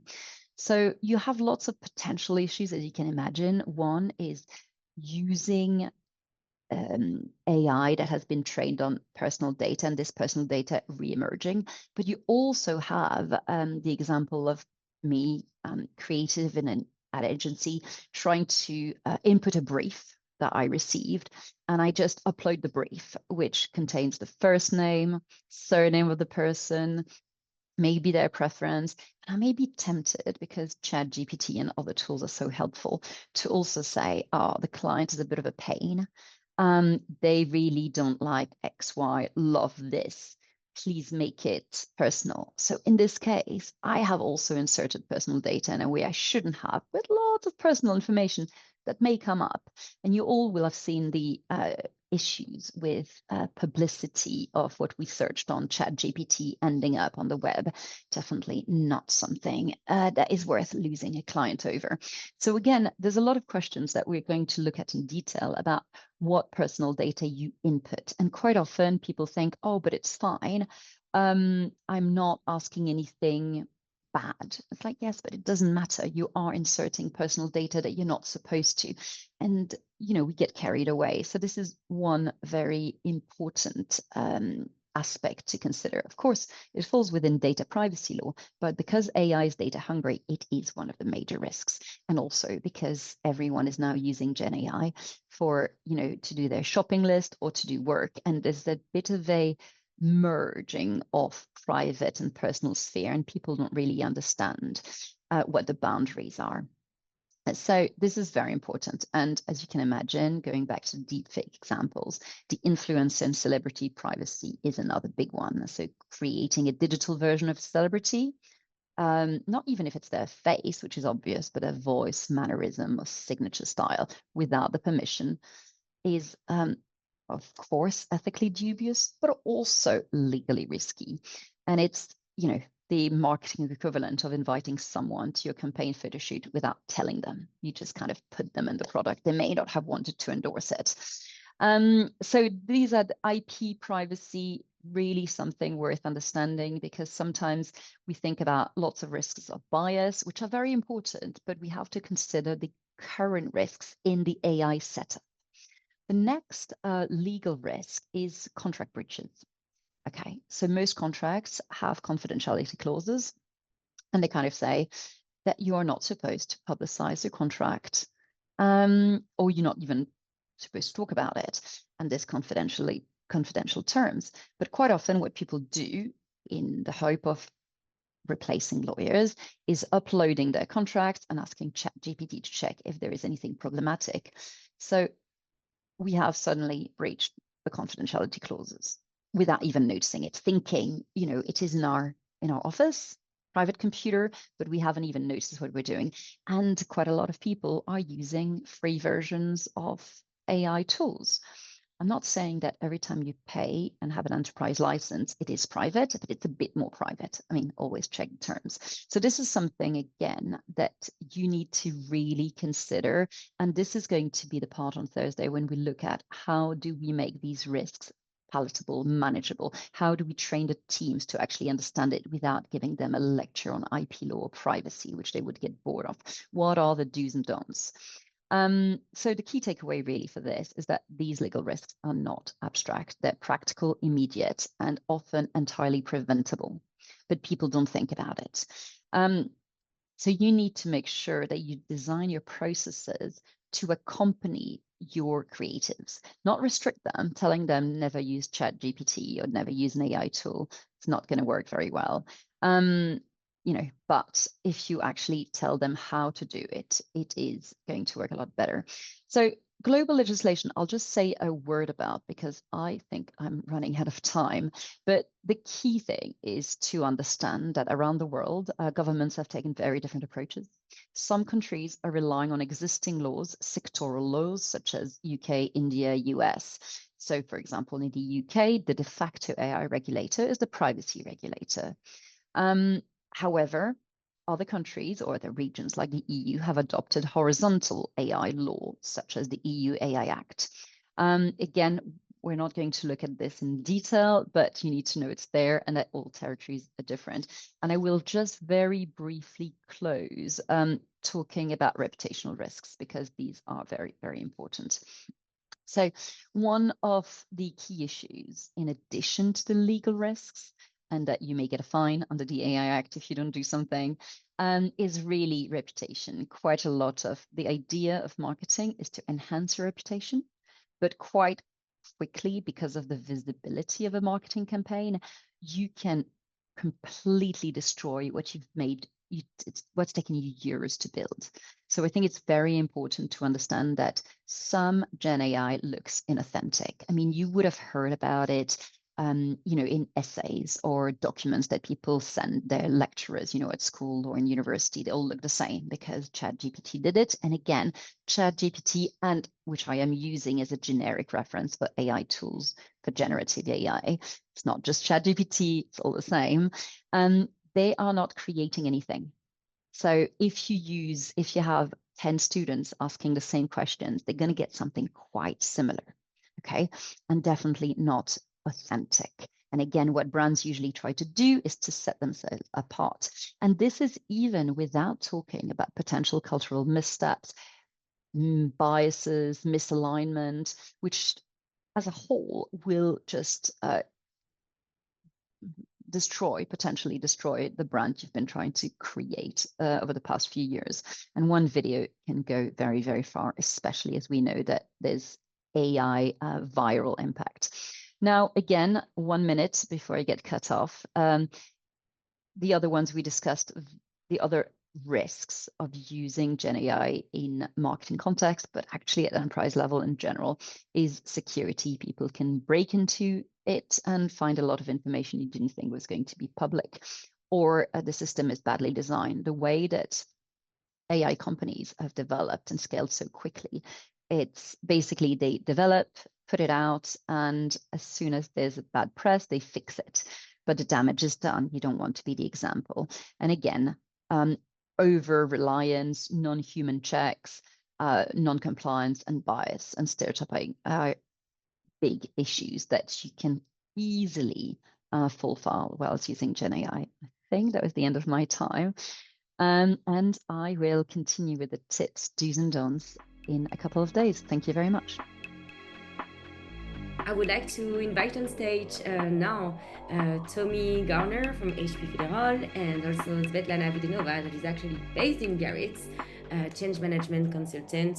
Over to you. Yeah, I just wanted to say there's some bright news from yesterday in the field that applies to what we're going to talk about today.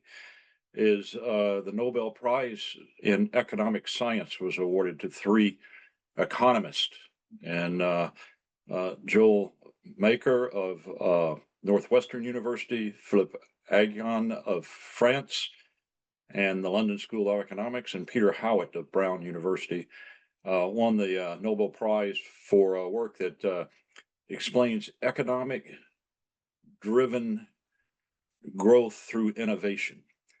And they created understanding of new ways to understand how to access technology and innovation and how those power the economy. And I'm picking this up from my reading of the Washington Post this morning. And to show how technology contributes to sustained growth and creating a model of creative destruction, which is the idea of new and better products replace old ones and spurring innovation through loss of old work. Anyway, I think this is a follow-on to work by economists in the 1930, Schumpeter from Harvard, and economist in the 1980s, actually started his work in the late 50s through the 80s, of Robert Solow, who Solow was a Nobel Prize winner too. The reason this is important is to put the AI trend in context. And that context is this is innovation, just as quantum information science is innovation. There are changes going in the technology structure that are going to impact our economies and have significant impact on economies going forward. And so we should be encouraging this if we want to improve standards of living and economic conditions, not just locally, but globally. And from a geographic center where this innovation occurs and where this development occurs, is going to be significant economic growth through intellectual property rights. And so by putting that in context, there's a lot of things that are important to us that are things like sustainability, the environment, human rights, that we should be fighting for, but put them in the context of an economic prism so we understand the impacts that are happening. Now, I wanted to talk on ethics within AI, but first to do that, we need to define what is AI.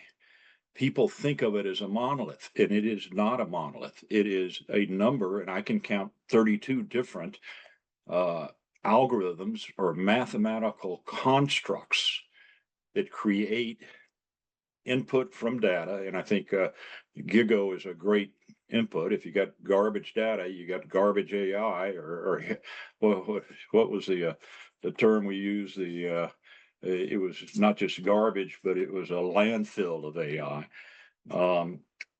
And if you don't understand the algorithms that create the output, if you don't have transparency in those algorithms, you're going to have major problems. Major problems in understanding policy, major problems in making regulations. You have to understand the basics of the technology to understand how that's going to impact the economic growth and the benefit and the welfare. And yes, there are going to be problems that occur, and we need to attack those problems, but attack known case studies and not the potential that there might be a problem if certain things happen online. It's kind of like the internet itself. I mean, when creating the connectivity and the dialogue, the instantaneous connections between academic sites, in the development of ARPANET, forming in the internet, we did not anticipate hackers coming in and stealing people's intellectual property. As that occurred, we started to develop defenses. And first, there were just barriers and walls, and secondarily, they got to a zero trust or a understanding the pedigree of the data and where it came from. But I think, as we said earlier, if you don't protect the data, you're not protecting the AI. That AI is just math. It's hard to say math is bad, but it's very easy to misuse the math to get results. But without data, you have no AI. AI is totally dependent on the data it's provided. So most of the ethical issues come not with the math or the algorithms or the creativity that has brought in the AI and even the newer forms of agentic that are being developed today. The problem comes in data collection and in data cleansing and in data purification or data pedigree and understanding the source and nature. And humans are involved in the collection of data. And so the place for human involvement is moving from the output to the input side of the calculations. So I get most of and I teach cyber ethics, but much broader than just AI ethics at Catholic University of America. And it's the second time I've taught this course with a Naval Academy, a classmate of mine, Rear Admiral Fred Bias. Both of us were submariners, grew up under a very ethically trained environment created by Admiral Hyman Rickover in the creation of the U.S. Navy's nuclear power program. And when we teach this, I use a book called Ethical Machines, and it's by author Reed Blackman. And there's many different ethical issues in AI.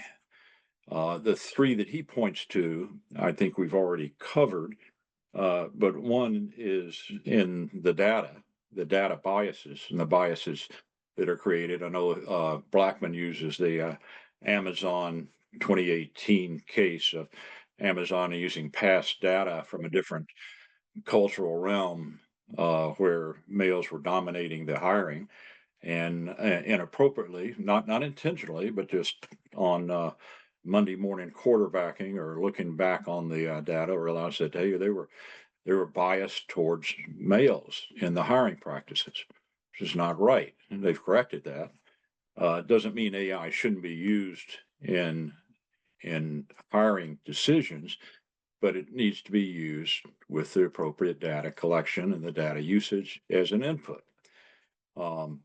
The second is your explainability or transparency. And when I approach this issue of the AI algorithms, it's, who is explainable to? Is it to the high school graduate level who's had a basics of math? To the average person on the street who would be, a wide distribution of knowledge and understanding? Or is it to the PhD mathematician or data scientist or economist who has a broad understanding of this? Well, it depends on what you're trying to do and what your use case is, who should it, but to use AI and AI algorithms as outputs, you need to have certain intuitions of where it came from and how it got to where it's going if you're going to use it appropriately. So those are a couple of thoughts on ethical issues of bias, and I'll stop my dialogue and turn it over to Svetlana, who has done a lot of research and have created some very interesting slides to share. Thank you so much, Tommy.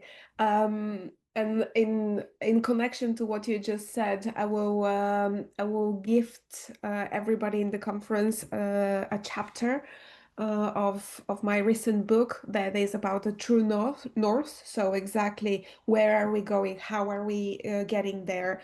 And ethics, of course, is a big part of that.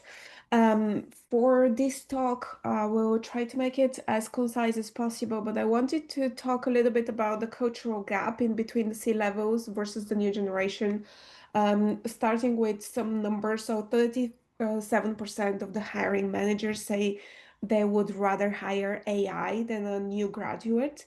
Obviously, there are a lot of points that are against that. Some of the obvious ones are lack of development and learning opportunities from senior staff. Yes, we have data in, but that data needs to be written. It needs to be described. It needs to be in books. And unfortunately, not everything can be written. There is a French expression, savoir vivre. So how exactly are we gonna implement that into the workforce? And this is only by mentoring and peer sharing, for example. There is a global economic setback. So what are these new grads going to do if they're not included in the workforce? Why would they go through such a struggle of years and years of studies without the prospect of getting a job at the end? There's going to be a potential lack of experienced professionals in a few years. And do you know exactly the impact of AI in your specific workplace? Is it aligned with your company values? Is it used responsibly and ethically? What data is shared? Where is it stored, etc., etc.? So all of this is only point you out to actually not disregard this new generation, and that AI cannot do everything that they can, or even if they can, if even if AI can cover some of the initial parts, the learning path cannot be skipped for these new grads. So even if you're not falling actually in the category of preferring AI to the new grads, you may still not know how to coexist at work. And for the others, well, hopefully I convinced you that a grad is still very much needed as opposed to an AI agent. And let's focus now on where to find them, how to attract the best talent, and what is important for them, as well as their ways of working and approach towards AI. We're going to cover that in the next few days. First of all, so some help for you as a company is to check what sort of benefits you may get from your local government while hiring interns or new grads. There is huge amount of help of governments to help get these new grads some jobs and get them to an experience level. It could be a financial incentive, free training, or other benefits, for example. Next, get involved in partnerships with schools and universities, as you may also influence the teaching program and bridging this gap between academic studies, which are very theoretical, and then the real life issues. Real case studies are what will differentiate basically the theory from the practice, so your new hire is ready to hit the ground running quicker. And as you all shared until now, all the use cases that you shared, they're very valuable, and they can only be taught through real life examples.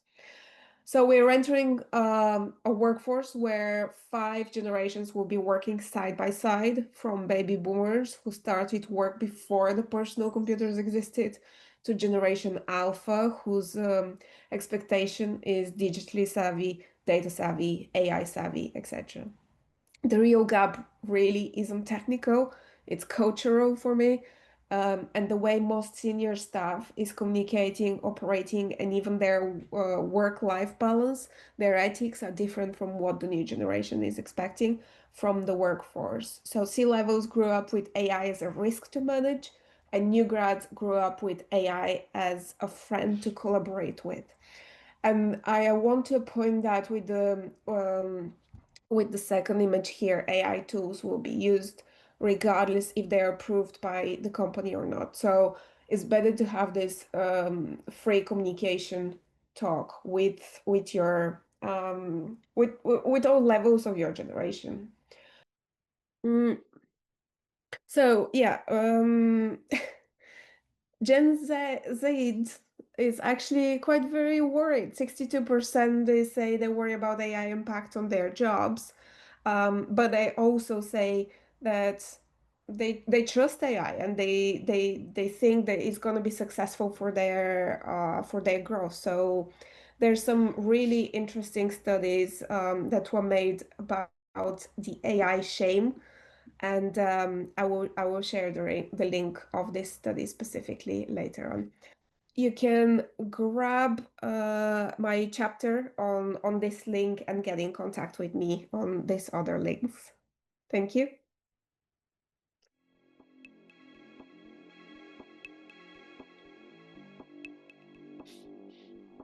I will soon call Ray River on stage. So today, unfortunately, Laura is not able to be with us here. We wish her to recover.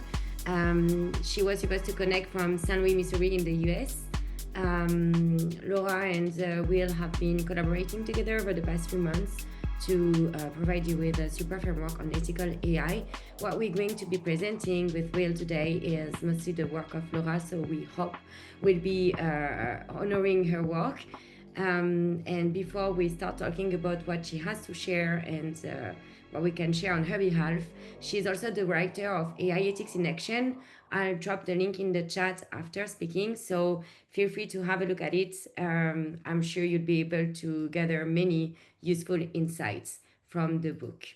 What she starts recommending, talking about, is the fact that there is a strategic imperative for adapting AI governance. And what she means by that is that we shifting the perception of ethical AI from a static compliance burden to a dynamic one, to a strategic enabler for innovation.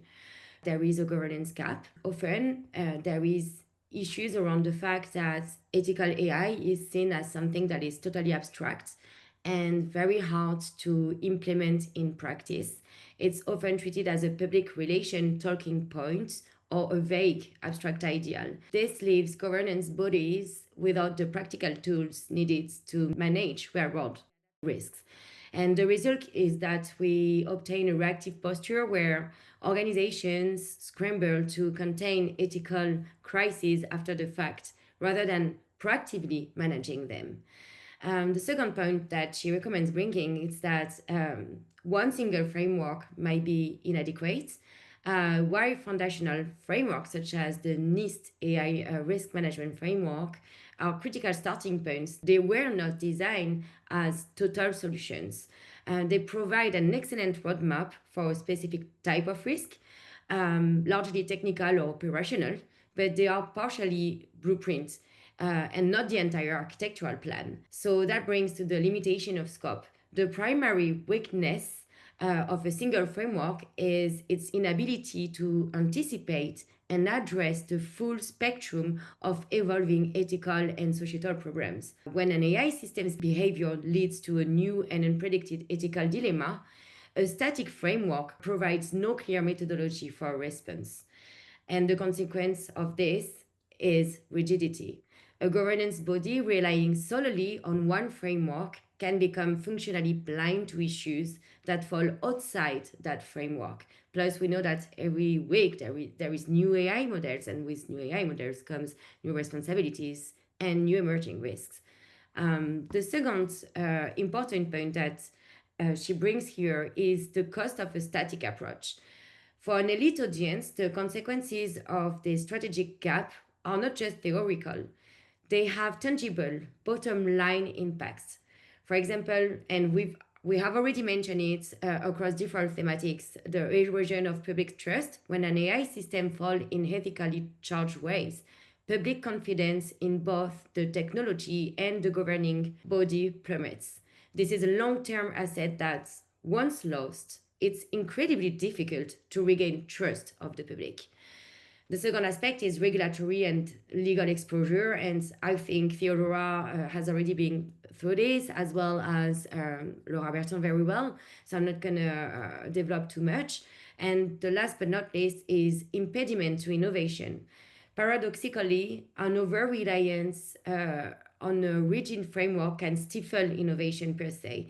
Teams become risk-averse, fearing the unknown ethical consequences of new applications rather than being empowered with a clear methodology to explore and then mitigate them. We're going to talk about the framework and really getting into it. Again, just want to say that this is a Laura's model, and so I hope I do it justice.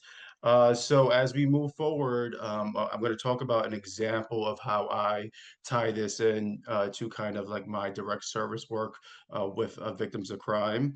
And so the way she has labeled it as we move forward is constructing it and applying a tailored solution. So first is the super framework. And so we're going to introduce the concept, and the super framework is a bespoke composition governance architecture. It's an act of intellectual curation and strategic aggregation where different frameworks are combined to form a single unified and comprehensive solution for a specific challenge.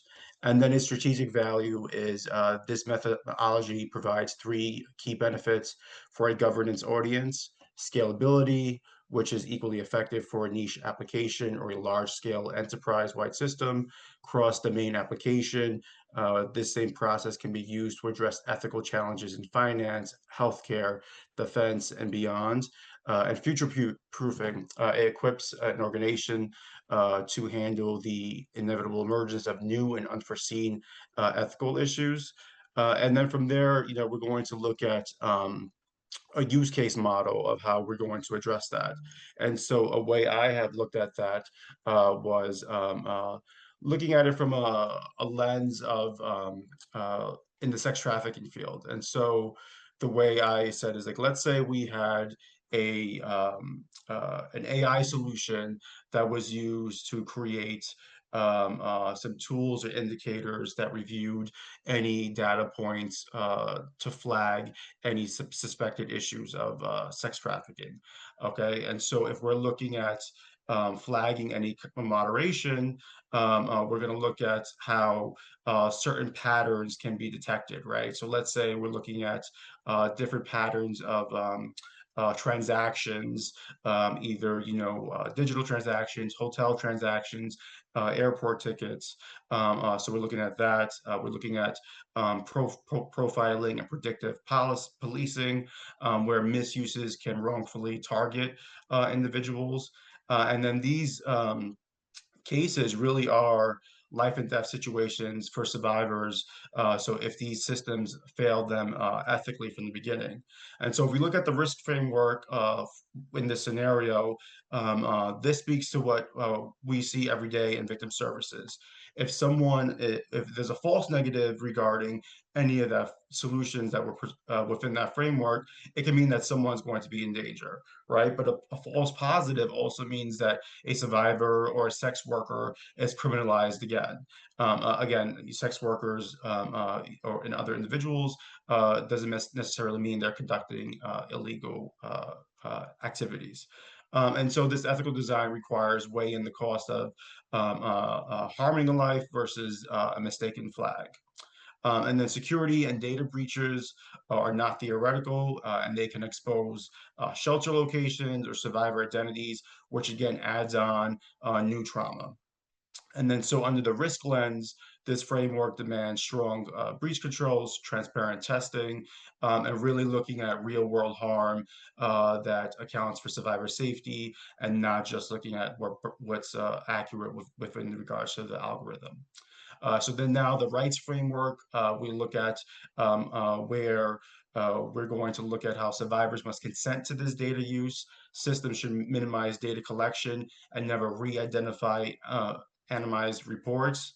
And then non-discrimination algorithms shouldn't reinforce that the profiling that historically has targets marginalized women, LGBTQ youth, or migrants. And then making sure that everyone has due process, right? Anything flagged by this AI system deserves a pathway for appeal and a human review as well. And so, again, a survivor safety plan or online behavior, if it's misread by an algorithm, they deserve the same right to contest that decision as well. And then now if we look at the epistemic framework, again, this is the layer that we're going to look at distinguishing between authentic evidence from manipulated content, deepfakes, or deceptive ads. And this AI should explain its reasoning, let human advocates challenge its logic with trauma-informed context. And then, this alignment means that systems conclusions must never be ethically unacceptable and even statistically efficient.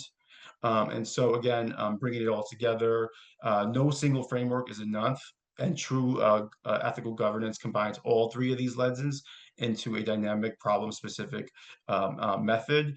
Again, I hope this example just really shows how Laura's framework is something that can be utilized easily and then spread apart throughout many sectors. So it's not one niche area. Thank you so much, Will. We'll share more details on the best practices and the framework that she actually recommends using on Thursday afternoon.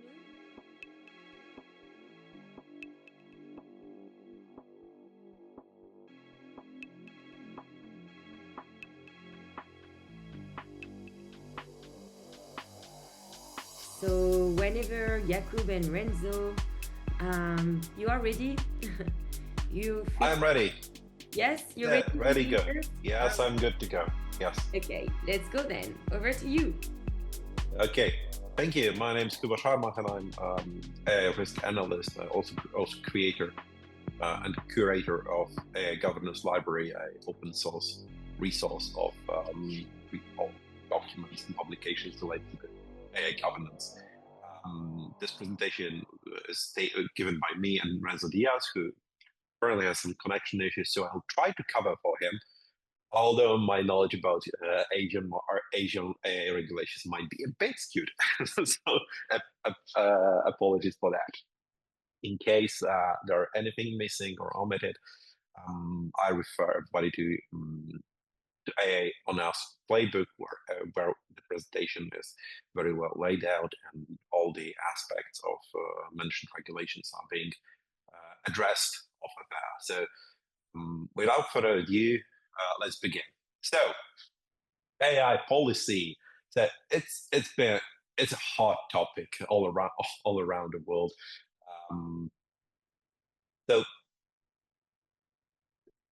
it's like a very that's what I try to achieve in this presentation is to give a bird's eye view of where the AI policy is, what to expect from those policies, what are the overlapping themes, and what are the outliers to look for. Because in effect, what we're seeing in the world of AI regulation is not that there is not enough regulation. On one hand, there's not enough regulation, but on the other hand, there's way too many. Like there are a number of centers of AI regulations that are doing things overlapping, that are trying to fight for supremacy on the world stage of governing AI and setting the standard on that front.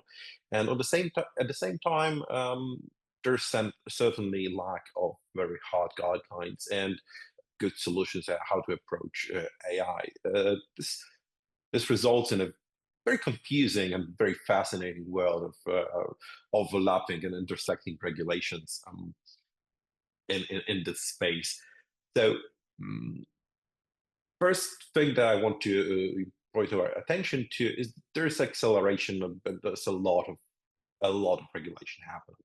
In the US alone, there has been about 100 regulations around AI, with approximately 16% of them hitting the floor of actually hitting the floor of the voting bodies, which just shows you how much there is happening.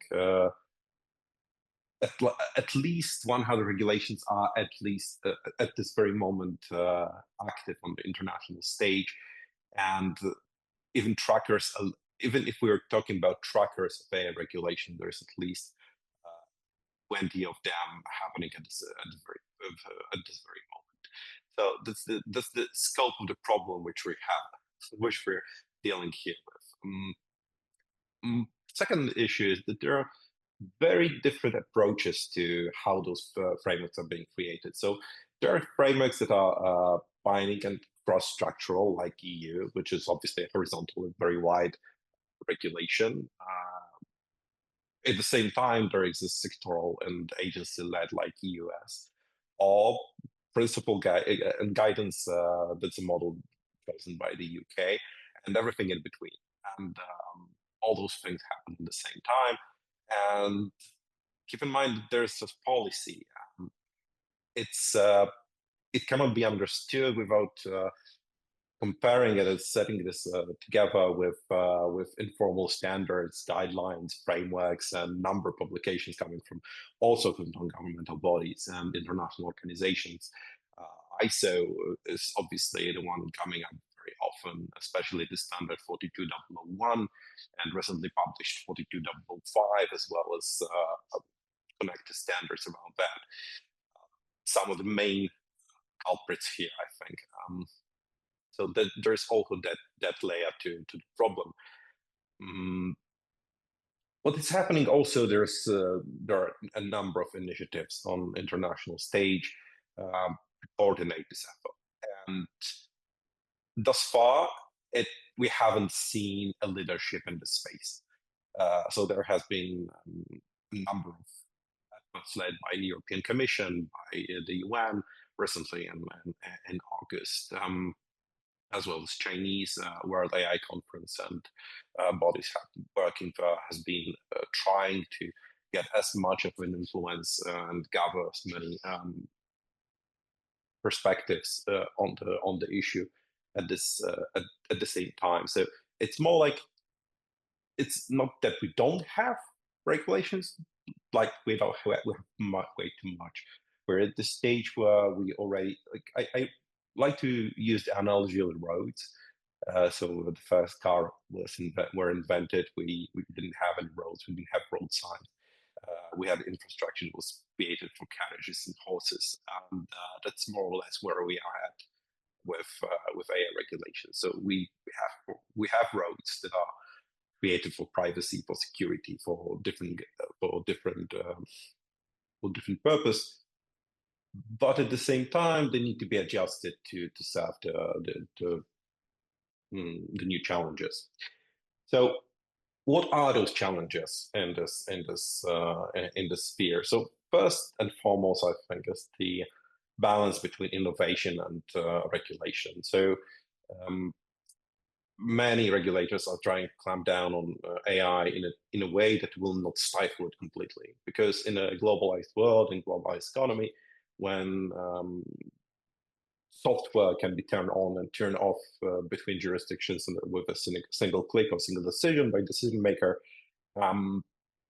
too harsh of an approach is a real issue. And the EU is probably the most famous for that, with its struggle with Apple and different big tech giants trying to negotiate and trying to persuade them to obey the rules and try to get into align with those companies to provide solutions that will be both beneficial to the consumers, but at the same time that will allow the wider population to be protected against abuses that can be used that can happen by AI. So there's the problem of cross jurisdiction conflict, and that's a very large problem, especially when we have an intersection of sectoral and horizontal regulations. Sometimes those overlap, like EU AI Act and ISO.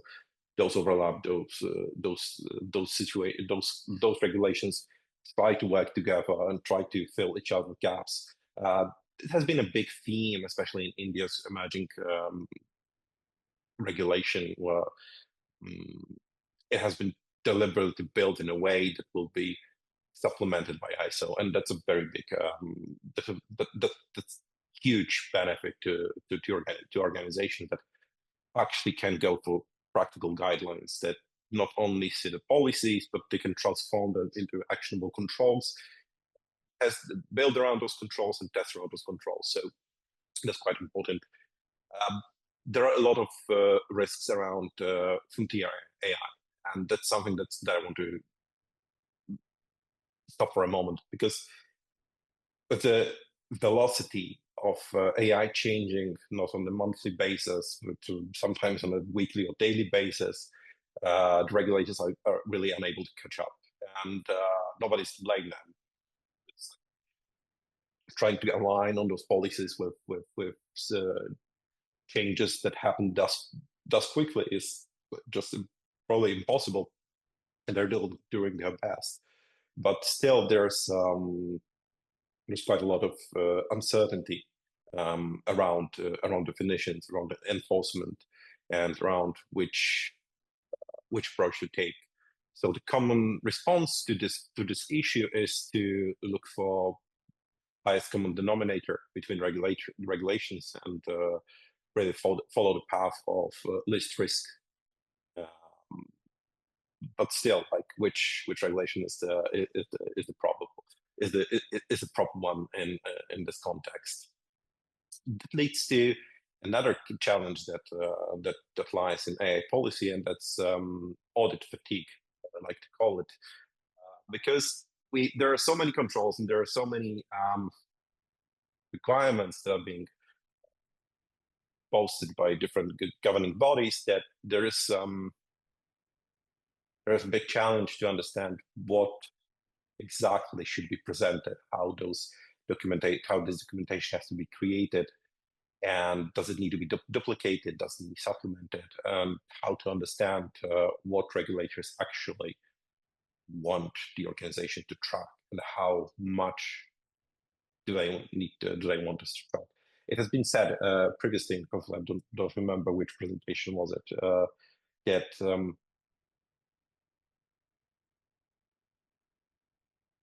quote escape my head, but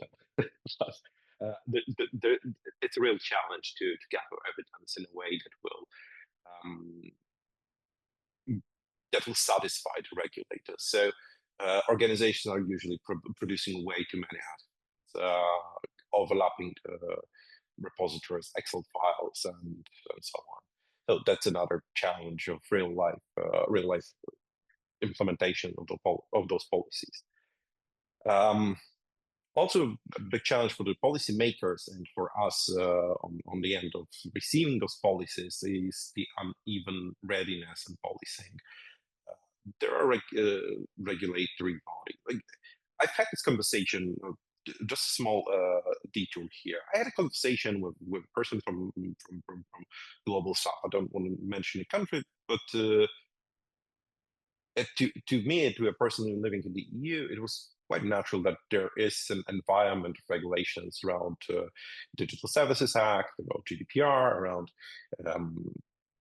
Data Act, and obviously EU AI Act, that we struggle to parse out, to understand how to implement it and how to really act upon it. But to a number of people, and this literally translates into millions or billions of people living under various jurisdictions, there's literally nothing. Like, there's almost no regulation around AI. So how organizations solve this is they defer to voluntarily following certain regulatory frameworks, and that's a very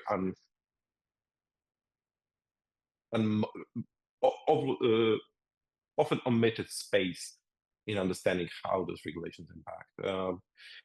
And I like to give kudos at this point to the EU, because with all of its experience coming from wide, horizontal, multicultural regulations, GDPR to be, I think, the prime example of that, EU has created an environment of regulations that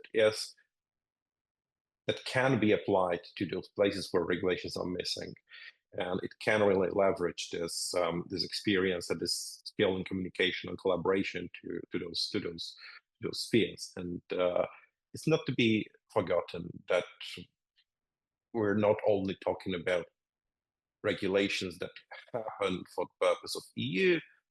We're talking about regulation that's being that's impacting a large portion of the globe. So the next challenge that we're facing is a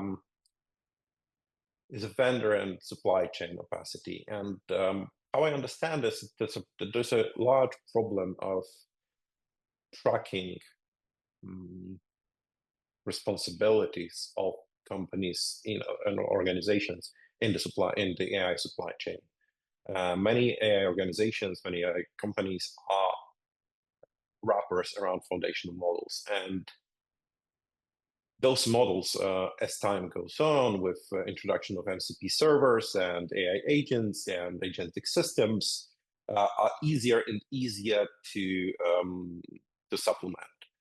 And this leads to posing to emerging challenge of tracking what's really happening under the hood of the technology,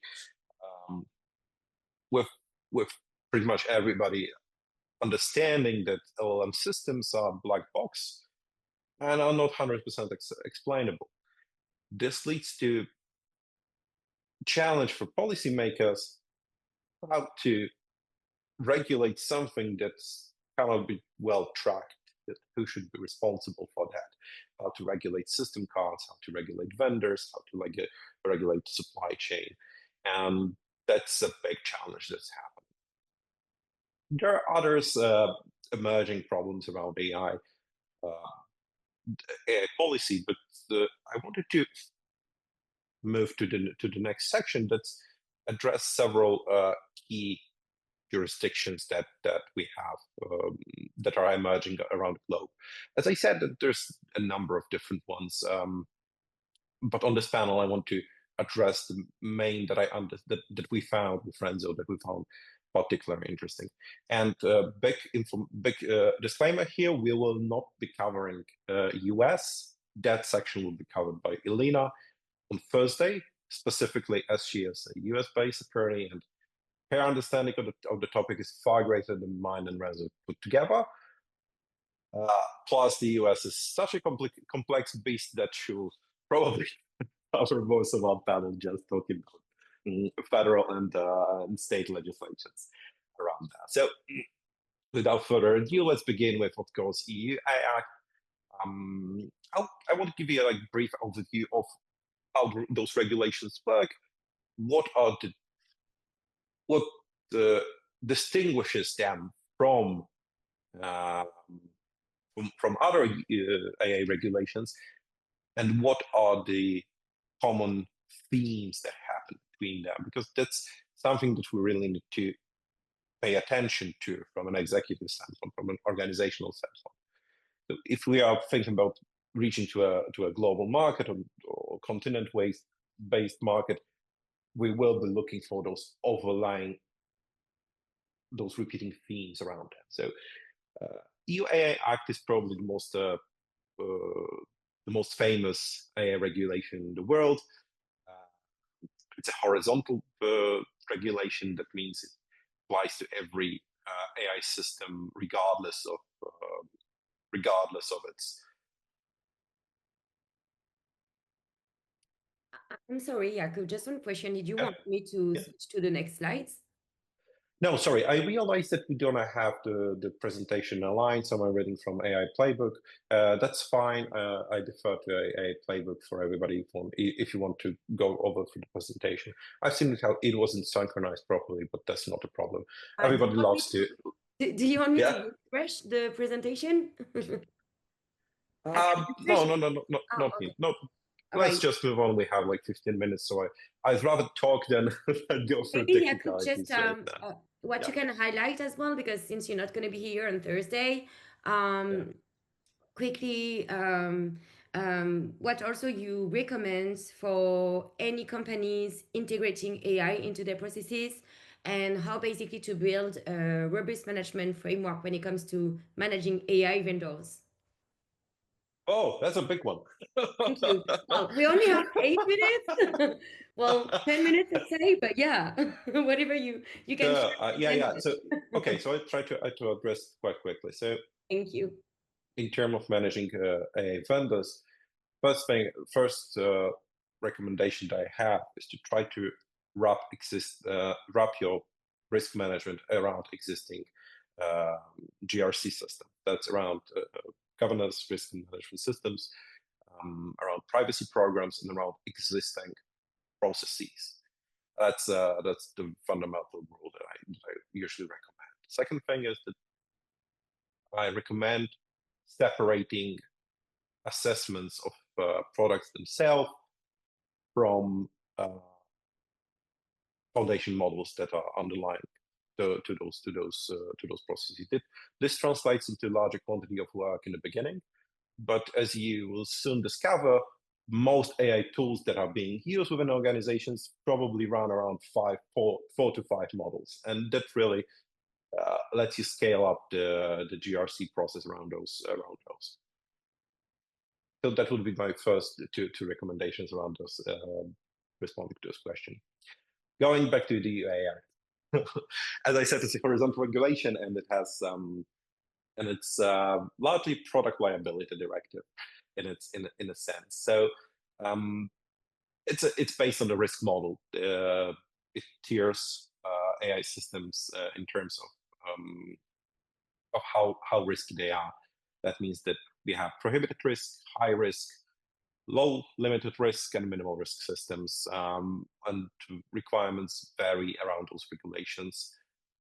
The EU AI Act also distinguishes between functions that parties have in the AI supply chain, and that means that different obligations fall on providers, deployers, importers, and distributors within EU. Although what we might also need to keep in mind, EU AI Act applies to both EU and all EU actors that do not that offer their system within EU. We might have a company from Congo that is still being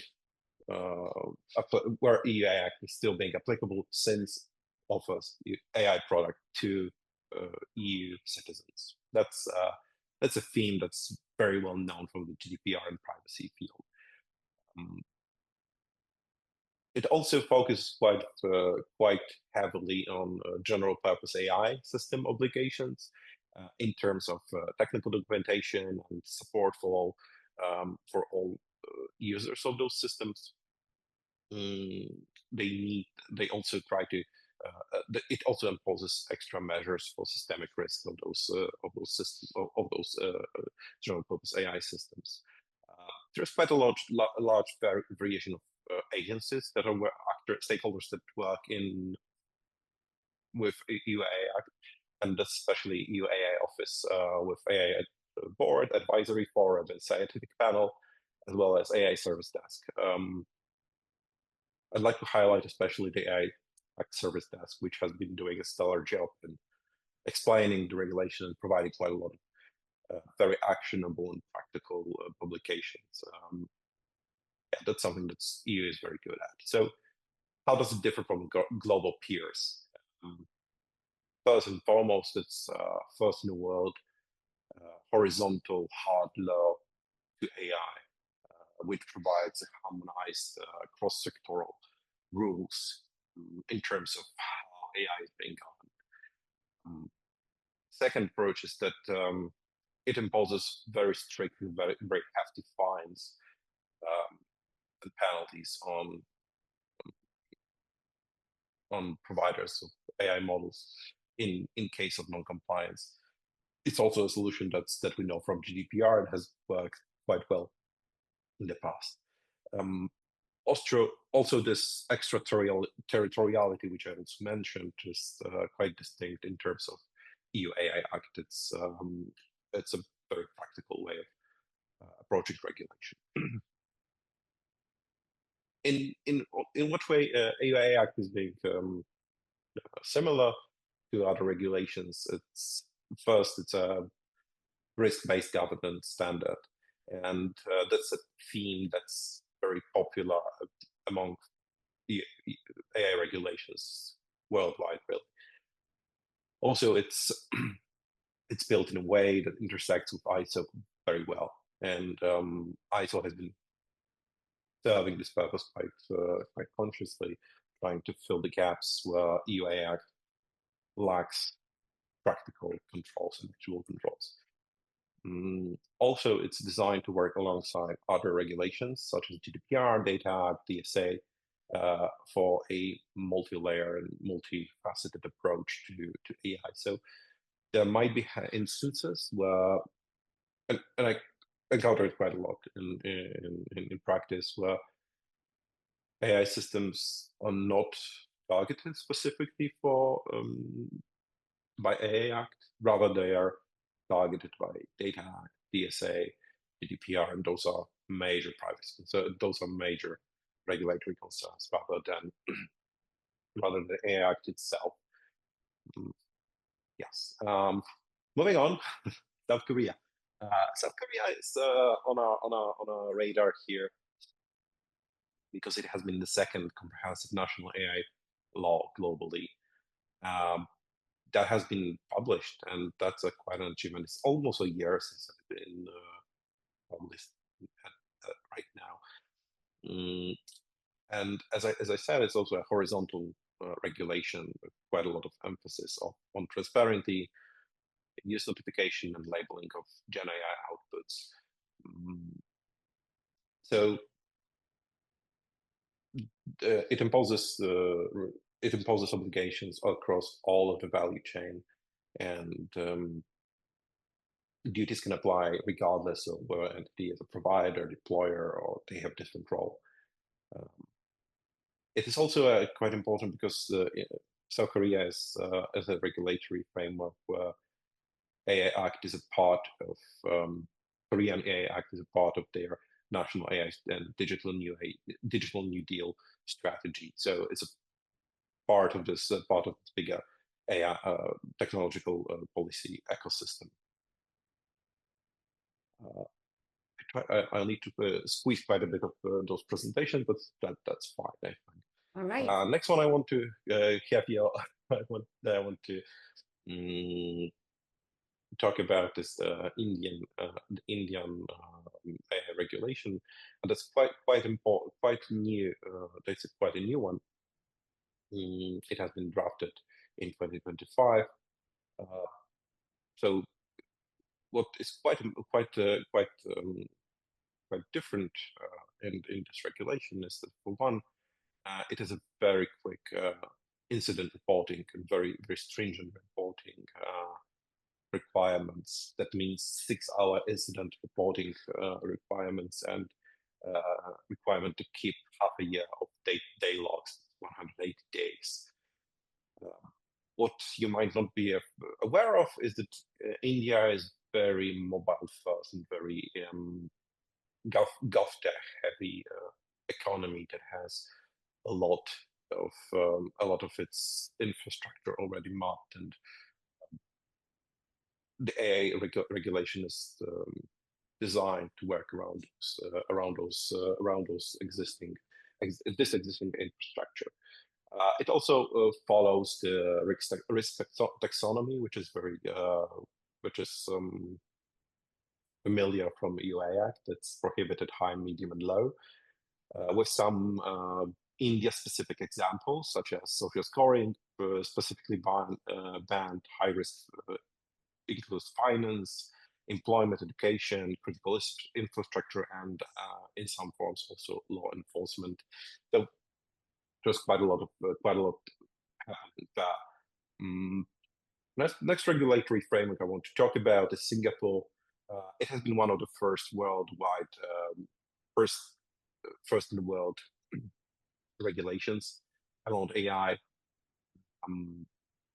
It's assurance first model. That means it's technically voluntary, but it's expected that organizations will follow it, and they will anchor governance via model AI governance framework. So it's built for direct requirements of financial sector leadership. So it's, as I said, it's built for those requirements. And next policy framework I want to address, and it's quite important one, quite fresh, is the Chinese one. So there's a number of regulations surrounding AI. in China. And what we have seen recently in summer this year, at the end of July and August, is a push, and a very hard push from China to dominate global landscape in terms of AI governance, high ethical standards around AI, which might sound controversial, and it is, but it really does. China is really stepping up to fill the void that's being left by the US, since current administration is not very heavily pushing towards AI regulation. It seems that the Chinese are really filling this vacuum and trying to push for global initiatives around AI regulations. So what's important about this framework? It's a rule standard, so it's not one statute. Those are departmental measures and standardizations in the field. And China has been following this playbook with many tech regulations in the past 20, 50, 30 years. That means at first AI was deployed with very little limitations in terms of software and access to AI. But once the country has measured and seen what the impacts might be, then it clamped very hard on those on the issues that happen. And I think a very vivid example of that is de facto licensing of AI models. That means every AI model that's deployed in China must be licensed and filed within Cybersecurity Administration of China. That means that effectively every model that is being screened for being compliant with laws, and it's especially in terms of algorithmic recommendations and security assessments, deep synthesis, that means deep fakes, and other aspects. So this leads to very practical liquidation and banning of more than 350 models from March 2025. And that's a big number. Like to ban 350 models in the span of several months, and for one, being able to screen them and really implement it, something that's really really characteristic of the Chinese, and that when they act very quickly. For example, between April and June, they implemented a national-wide campaign of inspecting products for compliance with existing laws, and they removed 3,500 AI products that didn't meet their requirements in terms of compliance with law. So that's really characteristic of Chinese approach to AI regulation. So the speed at which they act once they find certain aspects unwanted. So to conclude this analysis, I want to bring to your attention what are the common denominators that can look in every AI policy worldwide, pretty much. First, the risk-based control models, and this happens everywhere. Like analysis through the lens of risk controls is present in every major AI policy. Second thing is transparency and disclosure. That means AI content needs to be labeled. It needs to be transparently disclosed to the consumer, to the recipient, that AI has been present in the process. There's human oversight and accountability. That means never mind which framework do we operate, they need to be human accountable for the present for the system, and there need to be human in the loop, on the loop, or outside the loop, but human oversight needs to be present in every AI. There is also requirements for documentation and traceability. As I said, we rather see an overflow of audit evidence rather than shortage of thereof. There is also need for post-market monitoring and incident duties, especially in case of India, where we have like 6 hours. It's crazy quick reporting time for such requirements. All right, Jakub, thank you very much for all of the insights that you shared. Just being mindful of the time because, we definitely a bit late today. So many insights to cover, okay. And AI is such a complex topic, and the AI regulation part is definitely one of the most evolving part and the most complex one and the most fragmented topic across regions. So I would like to invite Renzo to quickly wrap it up just after all of the insights you shared, and then we'll move on with the closing with Peter Slattery, that leads the AI Risk Repository Department at the MIT Future Tech. So for now, Renzo, are you here on the call? Yes, I am here. Thank you so much, Marianne and Jacob, for such an interesting presentation. Next slide, please. Sure. Thank you. Thank you so much. So it is important to highlight, to mention that when we look at how AI policy is evolving around the world, what we're really seeing is an attempt to bring human values back into the heart of technological progress. AI policy, ladies and gentlemen, is moving fast. But although it is moving fast, it is unevenly moving. But it's clearly shifting from soft ethical principles to concrete, enforceable, rights-based standards. Let's look at Brazil for a second. The proposed artificial intelligence legal framework anchors AI development with human rights, transparency, and non-discrimination as its main pillars. And it's a strong message. Innovation must serve dignity, not replace it. Next slide, please. In India, the upcoming digital bill reflects the same logic, protecting citizens from algorithmic bias, data misuse, and misinformation. It shows that digital inclusion must also mean digital protection. And in South Korea, this AI Act that they have focuses on safety and accountability, creating obligations for developers to monitor and minimize risks throughout the AI lifecycle, not only in the use of AI, but also in its development and in its commercial process. In Singapore, they have positioned itself as a regional reference through its model AI governance framework. It's a very practical policy document, and it helps companies translate important pillars, important components such as explainability, fairness, and transparency into real-world situations. And of course, the European Union's AI Act has set the tone globally. Other countries are basing their legislation in the legal framework that the European Union has established regarding AI. It's very historic because it has turned human rights into a compliance obligation. And I want to finish mentioning that across these regions, we see one pattern. AI policy is becoming, in this digital, technological, always evolving world, the next frontier for human rights protection.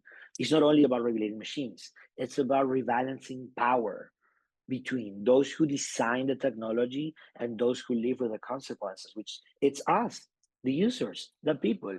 That's why we always talk about a dual lens, the compliance lens, which ensures legal alignment with growing, ever expanding AI standards, procedures, acts, and actions, and the rights lens, which asks us the question, how each decision, data set, algorithm affects real human people. So these tools, these legislative tools, are always ways to operationalize this dual vision. They turn values into measurable practice. The business case is equally strong. AI systems built with a rights-based approach are not only fairer, but they are also more trusted, more sustainable, and more competitive in the long term. So human rights must not sit outside AI policy. They must define it Because, ladies and gentlemen, the future of AI won't be written by code alone. It will be written by the policies we adopt today to ensure that technology protects rather than replaces our humanity. Thank you for your time. Thank you so much, Renzo, and thank you so much, Renzo and Jakub.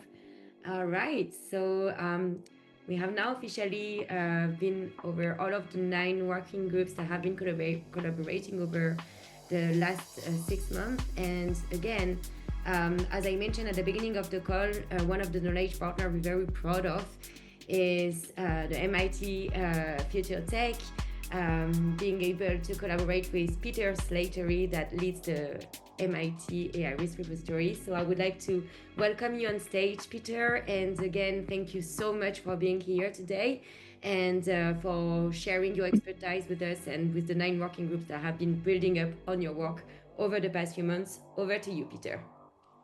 Great. Thank you very much, Marianne, and thank you very much, Thomas, for organizing this and for inviting me here. It's wonderful to meet everyone. It's been lovely to be on the call and see everybody's work, and I've learned several things while watching. And I think it also provides a good foundation for the sort of talk that I'm giving today, which is really all about like how can we take all of this complex information that intersects in so many different ways and make it sort of accessible and usable for different audiences, for different decision makers. So I'm going to be talking about the MIT AI Risk Initiative, of which the MIT AI Risk Repository is, I suppose, the first part. We're trying to build understanding of like AI risks, mitigations, and opportunities. We're trying to like create a situation where we as a society understand who needs to do what differently in a very sort of tangible and real sense. And there's sort of like a pipeline of things that need to happen before somebody understands what specifically needs to be done. And one part of that, maybe one of the first parts, is sort of a philosophical, conceptual understanding of like what the things are. 5 years ago, many of us had no idea what data poisoning or prompt injection or any of these terms were. And there are still many people who don't really understand what these terms are now. There's still, I think, like widespread uncertainty or lack of knowledge around the what would you say, the optimum level of detail in terms of understanding what AI is capable of, for good and for bad, what the risks are, what the mitigations are, what the specific things that a specific person could do in a specific situation. So you have, like to continue with this analogy, at the pipeline you have this sort of concept, philosophical understanding part, and then you have the shared understanding. If you're in a business and you're trying to make decisions around how to protect your business from certain risks from AI or what sort of AI you should implement or not, if you have people in the room who don't understand these concepts or understand them in a different way from you, it's very hard to sort of coordinate and figure out what the right things to do are. So we're trying to be, I think about what we're trying to do sometimes is being like kind of like the librarians. We're trying to maybe more than that, librarians, educators. There's a whole bunch of different hats, promoters. I don't know which one is the best one, but like we're not really the experts, like in terms of the details, but we might be the experts in terms of like the sort of landscape and the sort of structure of knowledge and all of these things. So we're trying to pull all of that together so that other people can build on it. So like, why is this important? And I think in a sense, this isn't a very useful slide now because I think everybody here knows why it's important and we've listened to a lot of people talk about it, but we have different categories of risks that are coming up. We have these marginal risks, things that are like, we already had these issues. We already had people like faking,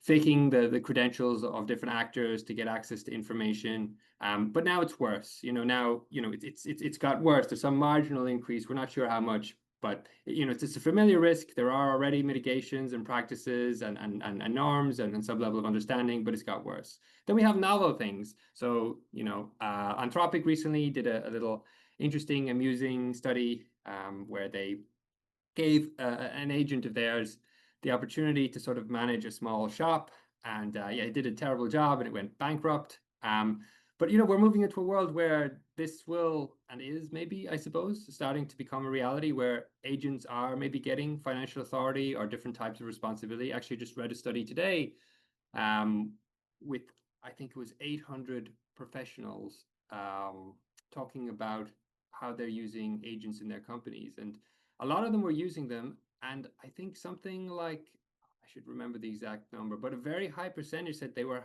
happy to trust the agent to make decisions, even without a human in the loop, even though they didn't understand always why the AI made decisions. I think something like another significant percentage of people said that they had already had incidents with hallucinations and issues in their company. So we are having all these novel risks, and at the same time, we as a society are very happy to push forward in pursuit of profit and so on. So we're facing those things, and we need to sort of think about how we deal with them. At the same time, we have strategic issues, which are kind of slow creeping things going on in the broader context around what we're doing in our day-to-day jobs and our day-to-day lives, which is well, what happens if this whole infrastructure of I would say trust and understanding that we have coexisted on stops working? Because now I can say I was talking at this conference, and I can just generate a video of that conference, or I can say, look, here's this assault that was committed on me by this group of people, and I can just generate that.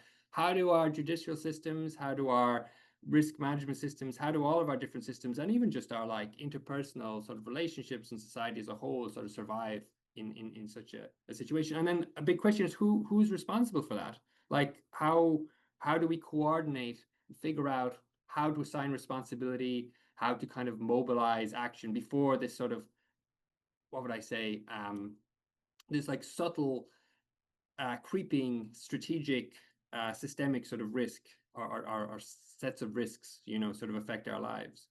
So at the same time, we have significant issues actually happening right now, and increasingly happening, and we're still, not many people I think know this, but at the moment we're really capturing very little in terms of incidents from AI. We don't have mandatory reporting.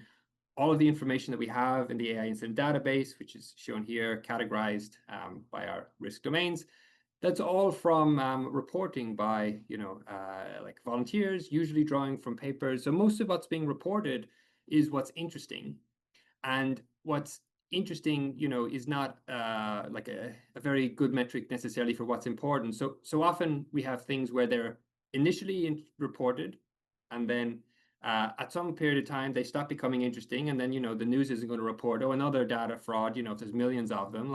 So we don't really have a good system to even see how we are being affected by the current issues. And then the other types of issues we talked about, some of them are in the future, some of them like systemic risk, the loss of trust in society, that doesn't really generate incidents. So it's hard to track.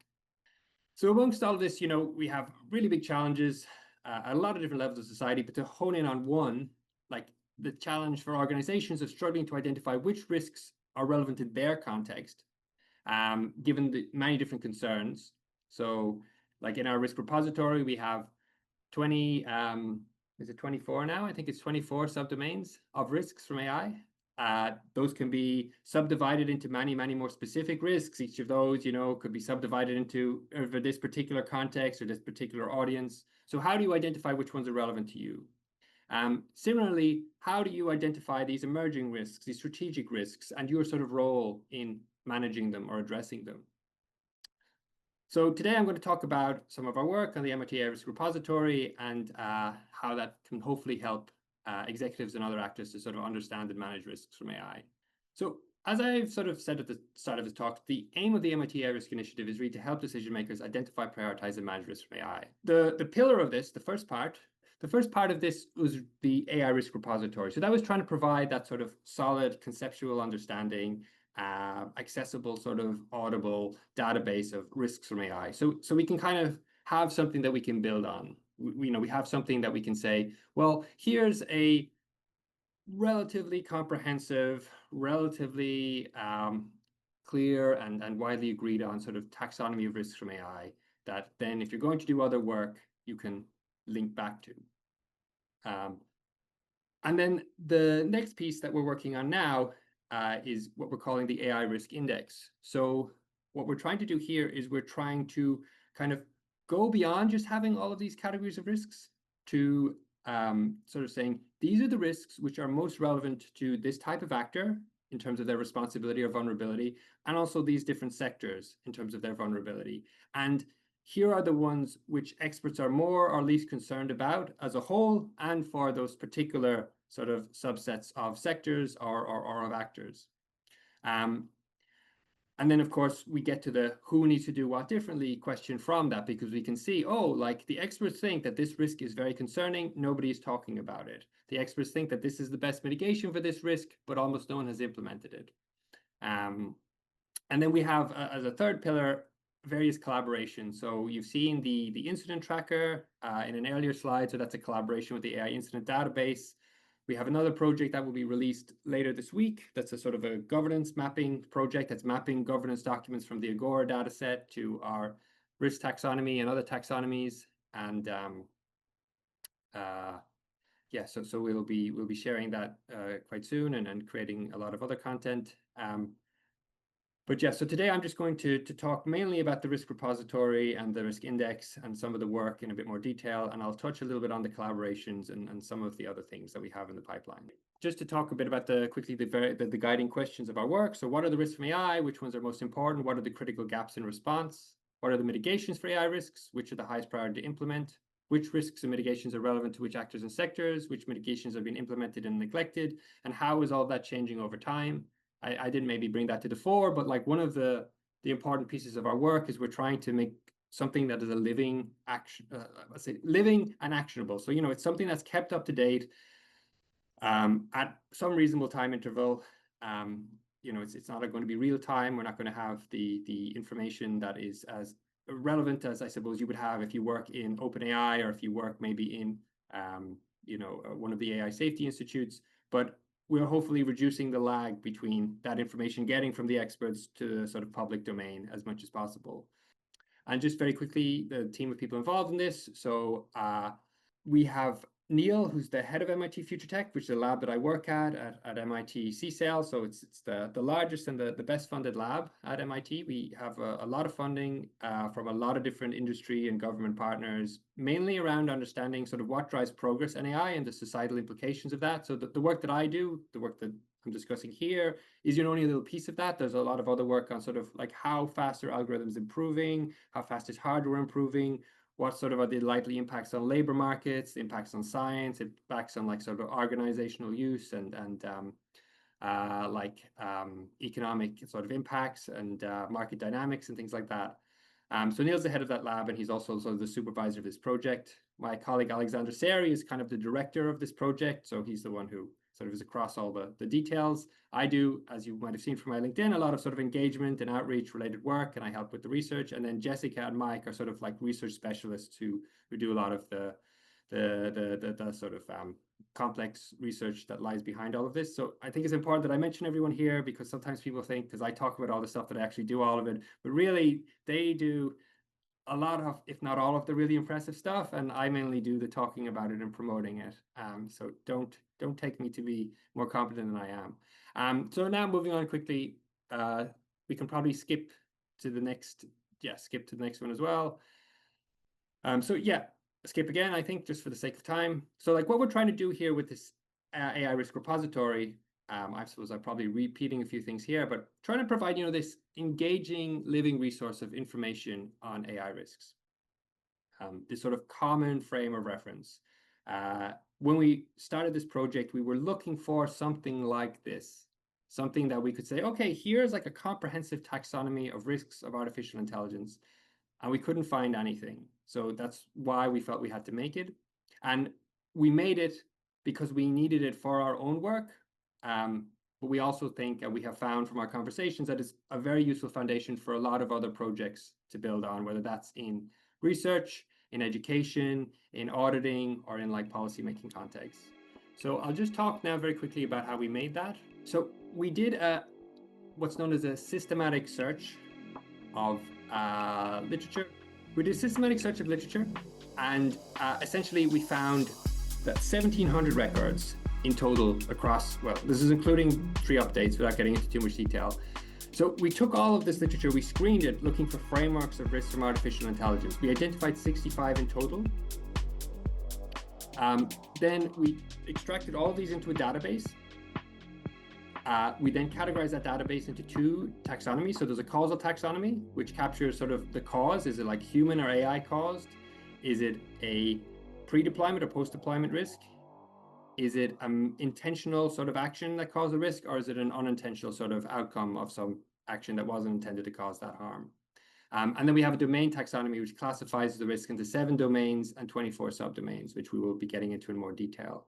So yeah, all of this is on our website. You can see sort of our report. You can see the frameworks. You can see the database of risks, which we try to update each quarter. And you can see the two taxonomies.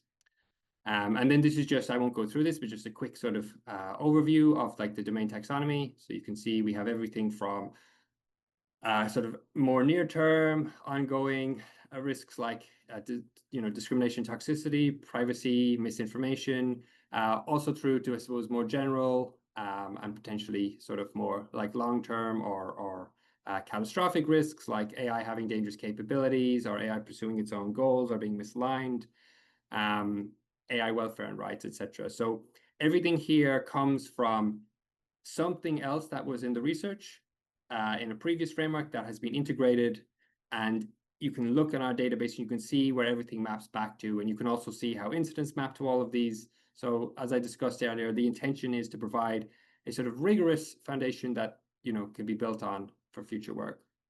And then just to give a quick look at how it looks in the database. So you have the domain. Each domain then is linked to, or each sort of piece of information that we've extracted from one of these frameworks.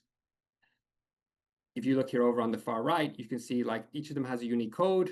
There's like a detailed description of the risk, which like links to multiple individual domains. There's a shorter description. Then each of these is mapped to a subdomain, and each of the subdomains is mapped to a larger domain. So it's unique, I think, our database, in that this is the only sort of integration of all of the prior work in such a way that you can see where everything comes from, and you can check, I suppose, like that there's nothing like being missed. Again, just touching back on what was discussed earlier, like the intention here is to provide a map that you can use to navigate AI risks. So a common language, a foundation. One of the things that we often sort of take these things for granted, but like with diseases and health and other things, like we have the international classification of disease. And as a consequence of that, if I go to a doctor with a medical condition, that doctor will be able to sort of accurately diagnose that in a way that another doctor will understand and see all of the previous research on that. And if he, identifies or treats me in such a way or prescribes a certain medication, we will be able to like connect that back to the sort of larger category of diseases that it's associated with. So, this sort of conceptual, foundational, shared understanding is very, very important, but again, often taken for granted. So just moving on to the next slide. Each of these, as we get similar with disease, I mean, imagine you go to the doctor and the doctor would just say, oh, you're sick. Oh, when you're sick, these are the things that might work. You'd be like, okay, like, is there more to it than that? Like, that would be a very insufficiently nuanced and granular understanding of sickness. So in a similar way, like risk, it has many different, you can subdivide it in many different ways, and the way that we've broken it up in our taxonomy is certainly not the correct way or the only way to do it. But by having some shared, rigorous sort of taxonomy of risk, we're able to break them down into, like we discussed earlier, like, these are marginal risks. We will treat them in a certain way. These are novel risks. We need to think about or strategize, in terms of how we treat them differently. And these are strategic risks. They come with, a different set of challenges. So it allows us to sort of have a more nuanced, tailored, and optimal approach to managing risk. So just very quickly, I mean, we've had a lot of reach and engagement with this. It actually has been more widely appreciated and used than we had expected, actually far more widely. We really didn't expect to have the impact that we did, which, yeah, we're very happy about, but also keeps us very busy. So yeah, like a lot of engagement from companies, from Frontier AI, a lot of engagement from like researchers as well, and to our website. We've talked about this with the SEC. We have a testimonial from Joshua. So yeah, it's been great. So So really what we're trying to do here is to figure out who needs to do what to reduce the risks from AI. So like to build on the conceptual foundations and to get into the more behavioral, like who specifically, or maybe at a less granular level, which organizations, which actors need to do specific things to reduce specific risks from AI. Like what we're trying to do in terms of the process, we have like sort of 4 goals. Prioritize AI risks and map them to relevant actors. Capture how key actors address AI risks, compare with expert recommendations, and communicate gaps in best practice. The color difference here is just we have funding at the moment for 2 of these. We're hopefully closing in on funding for the rest of the work. So in terms of like how we're actually going to do that, we have what's known as Delphi studies. So these are basically studies involving multiple stages of engagement with experts. So we're going to be asking experts, this is actually ongoing at the moment, we have over 250 experts involved. We're going to be asking them, we are asking them, I should say, which risks do you think are most relevant to which sectors and which actors in terms of like how vulnerable those actors, or sorry, those sectors are to those risks, or how vulnerable or responsible the actors are towards those risks. So we will do this hopefully again after we have a database of mitigations. So we will not only hopefully have an understanding of which risks are most relevant to which actors, we will also have an understanding of which mitigations are best practice for specific risks. So that's one piece of it. Then the second piece of it, sort of when we know what the experts want or think should be done, the second piece of our work then is to try and understand, well, what is actually happening out there amongst the key actors? So what are frontier labs doing? What are global companies doing? What are governance actors doing? So if you can move on to the next slide. Yep, let's skip this one. So this is just kind of giving you a bit of a sort of visualization of what this looks like. This is like a mock-up. We will have something like this hopefully live on our website in the next few weeks. But you'll be able to see, for example, on the left, you can see like different risks domains. On the right side of the image, you can see different sectors, and you'll be able to see like amongst our experts, did they think that this particular sector was highly vulnerable to this risk, somewhat vulnerable, or it was not very vulnerable? Was there consensus amongst the experts? Like, did the experts have above a certain threshold of like what would say shared agreement on the severity of the risk or the vulnerability of the sector to that risk, or was there wide divergence? So this just shows you like how we've broken it down. So I won't go into the details on these, but basically we have 7 different types of AI actors that we're trying to assess their responsibility and vulnerability towards risks. And then we have 14 sectors. This is built from what's known as NAICS, which is the North American Industry Classification System. We've modified it slightly because I think it has a total of 17 or so sectors, and we wanted to have fewer, and we also wanted to split out national security from public administration in general. So one of the other things we're going to be asking, in addition to just the sort of sector and actor-specific ratings, we're also going to be trying to get a hopefully relatively rigorous prioritization of risks as a whole. So asking the experts based on a severity of harm scale, so different types of harm from like, I can't remember the exact terms, but just to say no harm, low harm, moderate, severe, catastrophic. How much harm do you think this risk is likely to cause? Like how, I should say, how likely is it that the risk will cause each of these types of level of harm? So we'll be able to see from that which ones they think are the most important to address or the most severe overall. And we'll also be able to see interesting correlations between which types of experts are concerned, are most sort of concerned by specific types of risks, and how does it correlate, which sectors are most sort of vulnerable, like how much does that correlate with like the sort of overall severity of the risk? And maybe there will be some things where we'll say, oh, this risk is very severe, but like it doesn't seem actually like anyone thinks that a particular actor should be responsible for it, or it doesn't seem to be like, very related to any specific sector. And that will maybe, be helpful in seeing like who needs to do what differently here, who should we assign responsibility to, how should we manage this risk from a sort of societal perspective. So just to talk about this what we're trying to do, capturing how key actors address AI risks. So we're going to